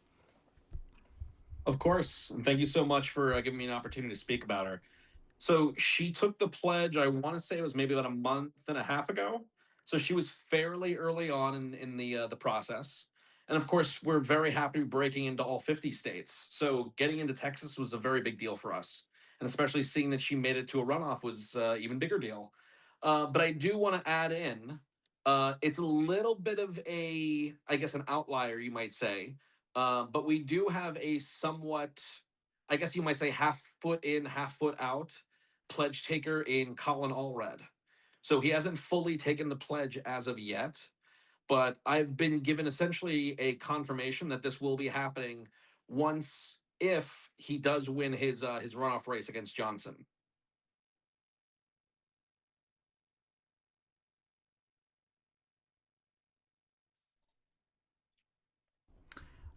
Sorry, you did mention Colin Allred. We should go to that race real quick. I know it hasn't been called yet. It's District 33. It's one of the two races we have not covered yet on the stream. Right now, It has not yet been called. Colin Allred is leading with 54.8% of the vote. Julie Johnson has 45.2% of the vote. We're talking about 14,000 votes across the two of them. It's 64% in this district. Now, personally speaking, I am a little bit suspicious of Colin Allred's road to Damascus moment, as we've spoken about several times on the stream. He voted for the Lake and Riley Act. Now, that's not to say that anyone who votes for the Lake and Riley Act necessarily is going to go full, is going to go full fash here. You very well could see the light. Some senators like Ruben Gallego, I believe, voted for, or at least considered the Lake and Riley Act, and is now on the full abolish ICE train. Two of my favorite senators, John Ossoff and Raphael Warnock, I think might have voted for the Lake and Riley Act, or at least a similar bill. Now, of course, they were very much forced to do so by being in a swing state, in a swing Senate seat, and I will give them more grace than I'll give most other candidates on this. But, I'm also probably showing some bias there by giving that grace in the first place. Nonetheless, I am incredibly suspicious of Colin Allred on this because he's vacillated from being very progressive when he ran in 2018 and 2019 to being way more moderate when he ran in 2024 to being progressive again in 2026. And that's not really a normal trajectory. People don't usually get less progressive just because they start believing different things. Again, personal standards here. And I'm open to being wrong here. Adam, you've spoken to him and I haven't. But press X to doubt. So I guess you would say the way I'm looking at this situation, and especially I as you may imagine, I'm most focused on his position on abolishing ICE. So I would say he's definitely moved to the right place on rhetoric. We obviously have to see the actions meet the rhetoric. So where the rubber meets the road per se.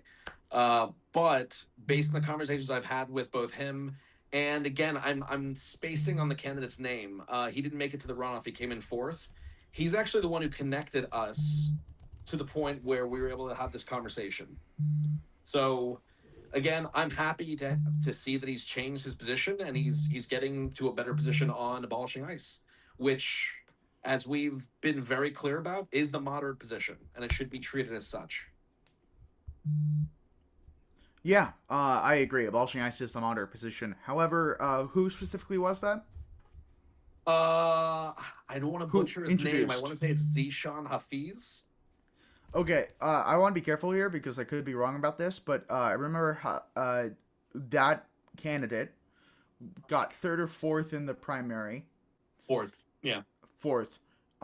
If this is the one I'm thinking of, and I could be wrong, this is a person who endorsed Allred after talking to Julie Johnson and asking for her to cover $90,000 in campaign debt fees from their campaign, according to Julie Johnson, which I don't know. So,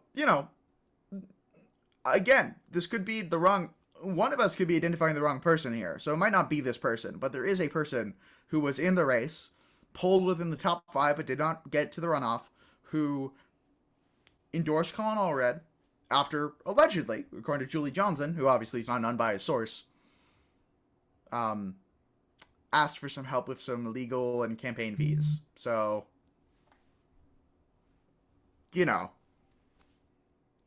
I guess my question would concerning. be, does this kind of thing happen more often than we know? If it indeed is the case. I don't know. I mean, again, this is alleged. This is alleged. Yeah. This is all alleged. This is all in Minecraft. So, I don't know. I'm just stating what I'm aware of here. We're more plugged in, but we don't know everything. I should say on the other issues, though, Julie Johnson is pro-Medicare for All, without reservation. She is a co-sponsor of the act. Now, there could be some rotating villain shit going on there, but I don't think so. Because, a lot of Dems don't co-sponsor the act, especially not in Texas, so she's kind of going out of her way to do it. Colin Allred does not have a stated position on it. I believe when he was first running in 2018 and 2019, he might have supported it. He definitely didn't support it in future campaigns. And I can't find a 2026 statement of him otherwise. She's also much stronger on removing the regime.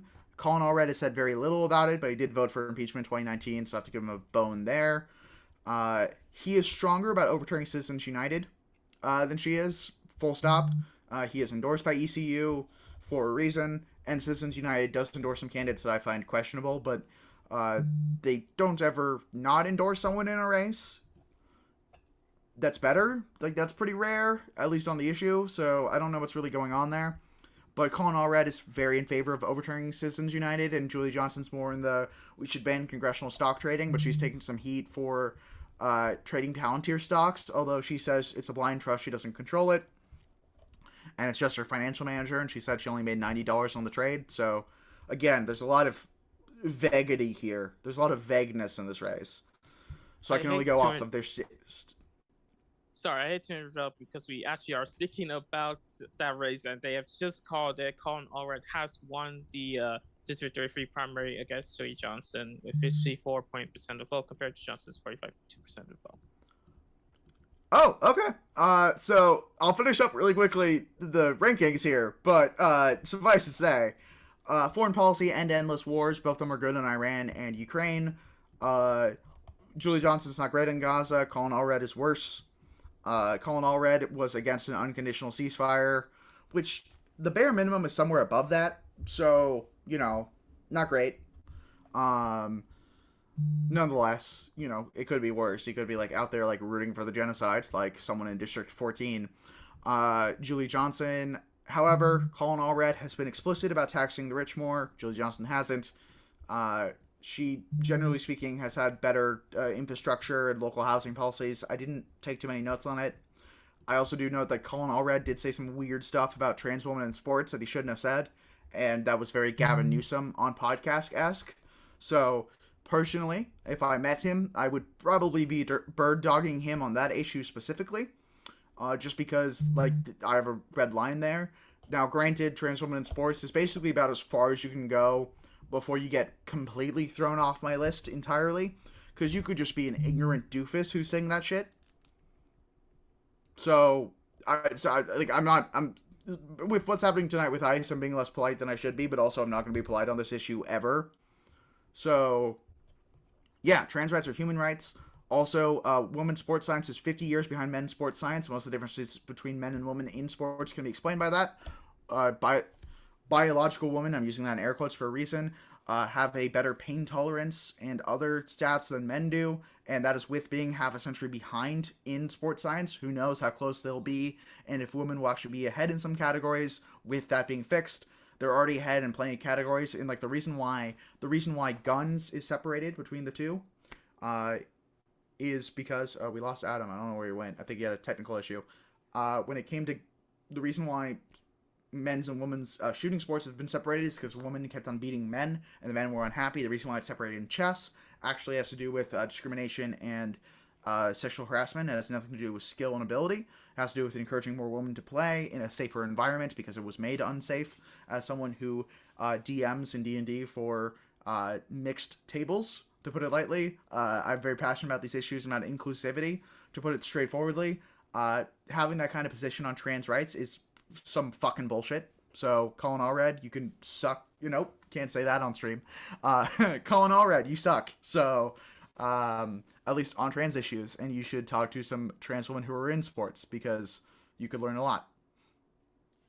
I hate to interrupt because we are getting a lot of reports from Delaney Hall. Yes. We've spoken about that. Yes, earlier. we should update that. Yes, please. Apparently, and I cannot confirm this. I'm not on the ground, obviously, but apparently ICE has detained a medic over there in Delaney Hall, and I'm looking at the live screen right now. We got multiple vehicles trying to leave the garage right now. I'm trying to describe what I'm looking at. I'm looking at this as cool link right now. There's a lot of ICE is throwing pepper spray around. There's a lot of protesters everywhere. There are protesters physically blocking the frontmost vehicle. And I just saw an ICE member really pepper spray a protester up close. This is very much a ongoing situation. It's a lot going on right now. They're still spraying a little bit of pepper spray. Don't know if it's and there's pushing. I don't know if we're allowed to have the feed live. I doubt it, but ooh, whoa, what's going on? There's an ICE member with his baton. He's trying to beat up like one of the protesters, like slamming on the hood of the car or probably some hands. And there's a lot of pushing. There's a lot of pushing between ICE members and uh protesters. ICE is trying to push back the protesters so their vehicles can go past. But there's clearly a fight going on right now in Delaney Hall in Newark. Hunter, do you happen to be watching the same footage I have right now? Because right now it's very very much escalated right now. The vehicles are being pushed. Vehicles are starting to leave now. Yeah. So like we're looking at the status quo stream, right? Yeah. Hold Okay. on. We seem to be Okay. gaining and losing Adam in the background here. Uh, just trying to check in on him and seeing what if it sounds like it's a technical issue on his end, seeing if it's something we can fix or not. Either It, way. it looks like okay. There's a scuffle. There's a big scuffle with ICE and there are protesters locking arms. There's a large white fan that's trying to get past, and the protesters and ICE are blocking the way. I don't know where the frontmost vehicle went, but I presume they've driven off now. Um, they have the ICE has batons. They have I don't know if they have any pepper spray with them. They're pushing hard right now. I do not know if there are any detainees that they're trying to transport. Is probably likely, but obviously a very much escalated situation right now at Delaney, and looks like they got pepper spray. Looks like they're ooh. Then ICE member just okay. Either an ICE member just grabbed someone's belongings and from them, or I'm looking at a lot of scenes right now.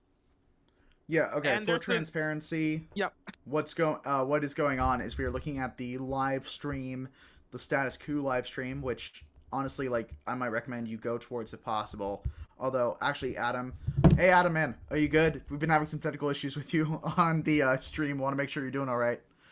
Um, what we're looking at here is the live updates. Speaking of abolishing ICE and the Abolish ICE pledge, we are looking in action what happens when you don't abolish ICE, right on the status quo live stream. And this is, yeah, I mean, comments are right. The police just are straight up not doing anything as ICE just runs roughshod over protesters. This is very bad. We have I don't know. sorry. Yeah, they're attacking medics. We have a public press release with regards to the situation in Delaney Hall. I'm gonna try and share it in the Signal chat. But one moment. And they're trying to get someone on the ground to get on the stream. We've been working on that earlier, but yeah, we're trying to figure out if we can get someone on the stream. But yeah, let me just read through this really quickly. It's a 3-page document. Quote. As hundreds of men and women detained Newark Delaney Hall ICE prison continue a coordinated labor and hunger strike and continue their demands to be by New Jersey Governor Ricky Sherrill and the release of medically vulnerable detainees, while reporting escalating retaliation, intimidation, and punitive transfers by Immigration and Customs Enforcement, ICE, and GEO Group guards. Participants in the strike are calling for an immediate in-person meeting with Governor Michael Sherrill at Delaney Hall to directly observe conditions and hear testimony from detained individuals. 2, the immediate release of vulnerable detainees, including elderly individuals, pregnant women, young people, pregnant women, and those with serious medical conditions. 3, meaningful review of immigration cases and habeas filings. 4, an end to what they describe as coercive suppressor to sign deportation or voluntary departure documents. Since the start of the strike on Friday, May 22nd, participants and advocates report a pattern of escalating enforcement actions against those who have refused to eat or participate in GEO Group's authoritative work program, including threats transfers against individuals who have communicated with outside advocates or elected officials. ICE and GEO Group personnel have used intimidation tactics and have attempted to discourage participation in the strike, including through unit-level interventions and threats of disciplinary consequences. Despite efforts by advocates and legislators to work with facility administrators, the GEO Group and ICE are poised to cancel the 3rd visitation day in a row, adding group punishment to the list of abuses they're inflicting on people in detention and their families. Participants in the strike confirmed that they have communicated that DHS has brought several different units down for meals simultaneously to create the illusion that no hunger strike is occurring.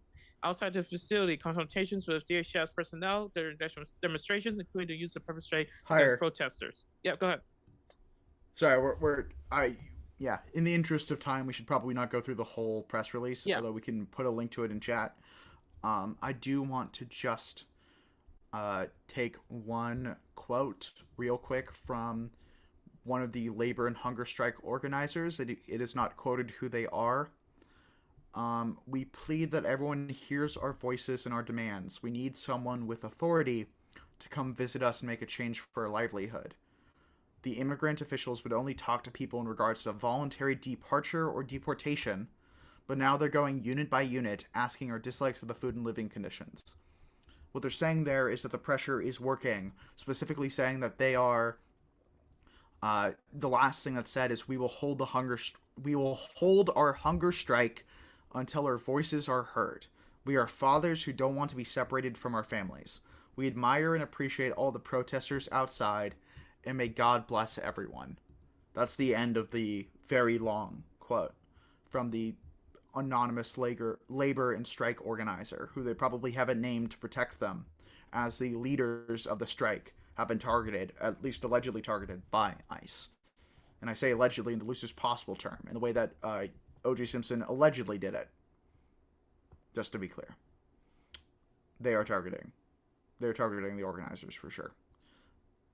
They just want to be with their families. They just want to be protected from things that no human should ever have to go through. And that's why we're supporting them right now. That's why people are protesting. And they are doing what they can to show the solidarity back with the protesters who are standing with them in their hunger strike and their labor strike. Two things. Actually, I want to ask Adam a question. One, are you Yes. seeing the footage that we're seeing? And two, what you think about it? Because obviously we're seeing a lot of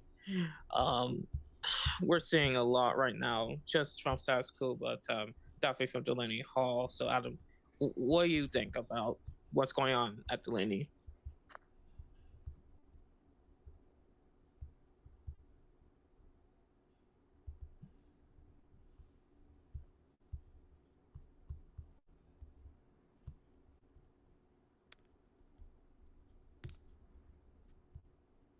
You good? You right, Adam?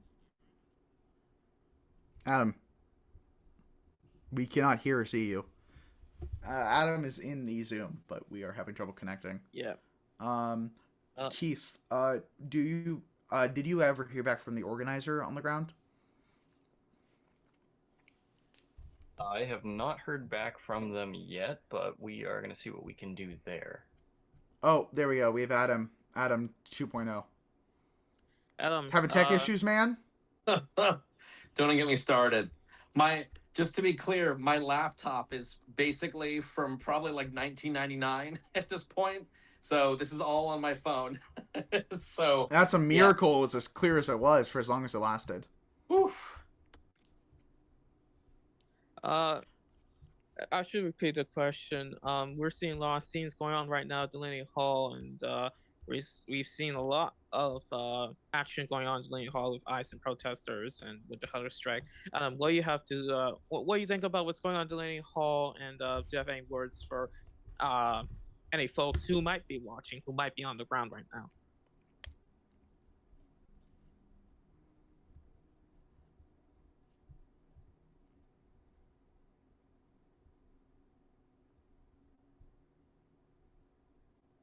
Adam. Oh, sorry, you're asking me. Yeah. I apologize. Can you ask that one more time? So we're seeing a lot right now. We're seeing a lot at Delaney Hall. A lot of action, a lot of ICE going after protesters and that sort of thing. Looking at the footage or hearing what you've heard, what do you think about what's going on? And if you have any statements or anything you want to say to folks who might be on the ground, who might be watching this stream. I mean, it's mass chaos. That's what this is. It's mass chaos. And this regime, I'm calling them regime, not an administration. This regime is ruling with an iron fist. They want to keep people afraid. That's what they're about. Because they think if people are afraid, they won't raise their voice. They won't show up to go vote. They won't show up to do all the things that we need to be doing as Americans to make sure that we can turn over a new leaf and try to actually do something that's good for actual human beings, not good for private prison industries, good for billionaires. I know I'm going on like a tangent here, but this is what we need to do, and they're trying to keep us afraid. Um, as long as we continue to fight back with each other and stand up for each other, we will find a way through this. I'm confident in that. And that's what we're trying to do with the Abolish ICE Pledge. We're trying to kind of connect the dots where a lot of these candidates can definitely have found their way to supporting abolishing ICE.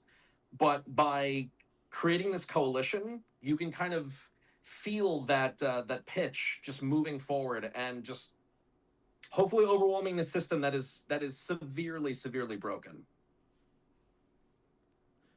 Absolutely. On the electoral end, following and supporting groups like Abolish ICE and the work that they're doing, 100% recommend. You should definitely be doing that. 5051 does some electoral work, mostly at the chapter level. Although we're trying to get more involved in putting legislative pressure directly on elected officials, as all of us should be doing in our day-to-day lives. You can always call, email, or even fax your representatives as much as you want, unless they are shutting down lines of communication, which I believe they are not legally allowed to do in all cases. Regardless, there's a lot of races happening tonight. Barty is slightly leading Davis in District 14, the only race we haven't really commented on. Long story short, neither of them are really New Deal Dems, but Davis is at least closer than Barty is. Barty's only benefits are, seems like he's an okay mayor, and Davis at least is taking a stand on a couple issues, which is good to see. All the other districts we have in races we've definitely covered, so not much to say there. And on the Republican end, they all suck because they're all supporting this. What's up higher? I was just gonna mention for District 14 because we have we have 95.6% of votes in, but it's still close. It's not been called yet. There's only 700 votes remaining, and Barty and Davis are separated by more than 400 around votes. 400-ish votes. So this is definitely a situation where it could be settled once those once the batches of like 700 votes are distributed. So this could be a race that we might not hear the full results from until probably... We probably won't know until tomorrow. Yeah. Or at least tonight. Yeah. Either way, you're right. But what I'm trying to get at is, look, the difference between Barty and Davis is not massive.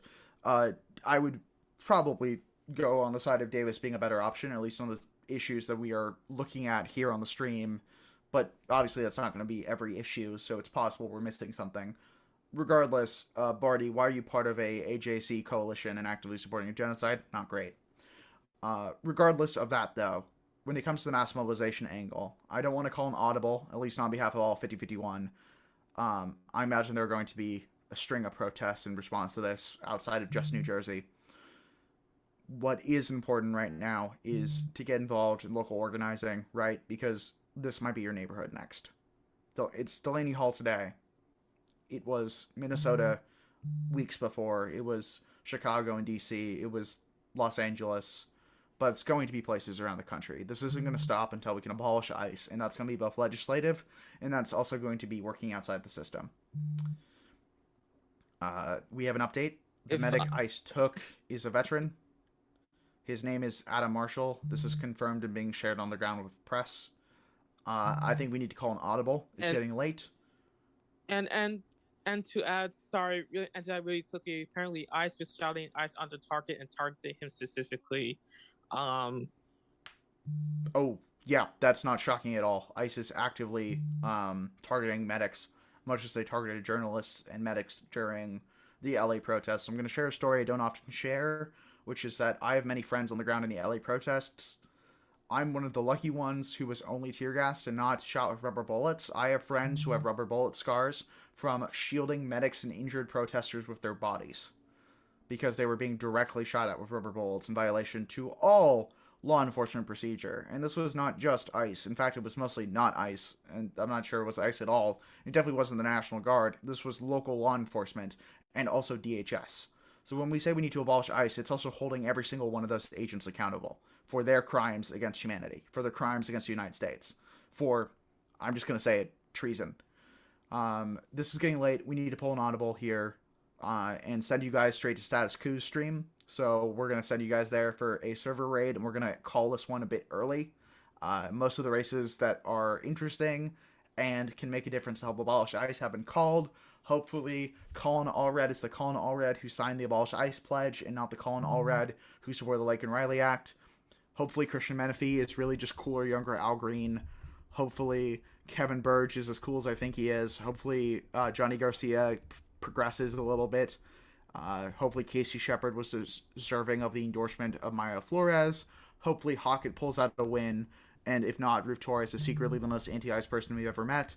And hopefully, whoever wins between Barty and Davis has a road to Damascus moment. Regardless, though, even if your elected officials don't stand for what you stand for, you can stand for it. You can go out there and support. You can find ways to provide mutual aid. You can get certified for EMT training, or at least medic training, CPR training. There's things you can do right now that can make a difference in your community and help prepare you for when something like this happens in your neighborhood. And if we don't stand up now, it's going to come to your neighborhood. Because we're in this for the long haul. El Pueblo Unido jamás será vencido. I apologize for my extreme whiteness, but that stands for the people united will never be defeated. It's that, and at the end of the day, we keep us safe. Thank you for joining us on 5051's Election Night stream. Apologies for it turning into a breaking news stream. Thank you for watching. Thank you for being part of the movement. I hope to see you in the streets. Bye-bye. See you in the streets. Thanks for having me, guys.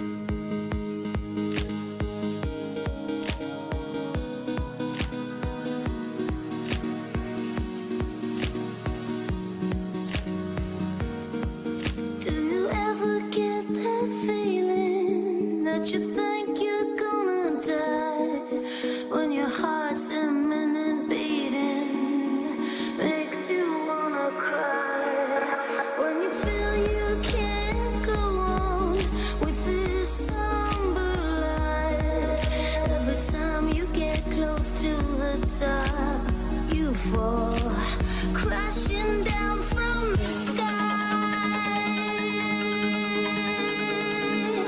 Crashing down from the sky. Ooh.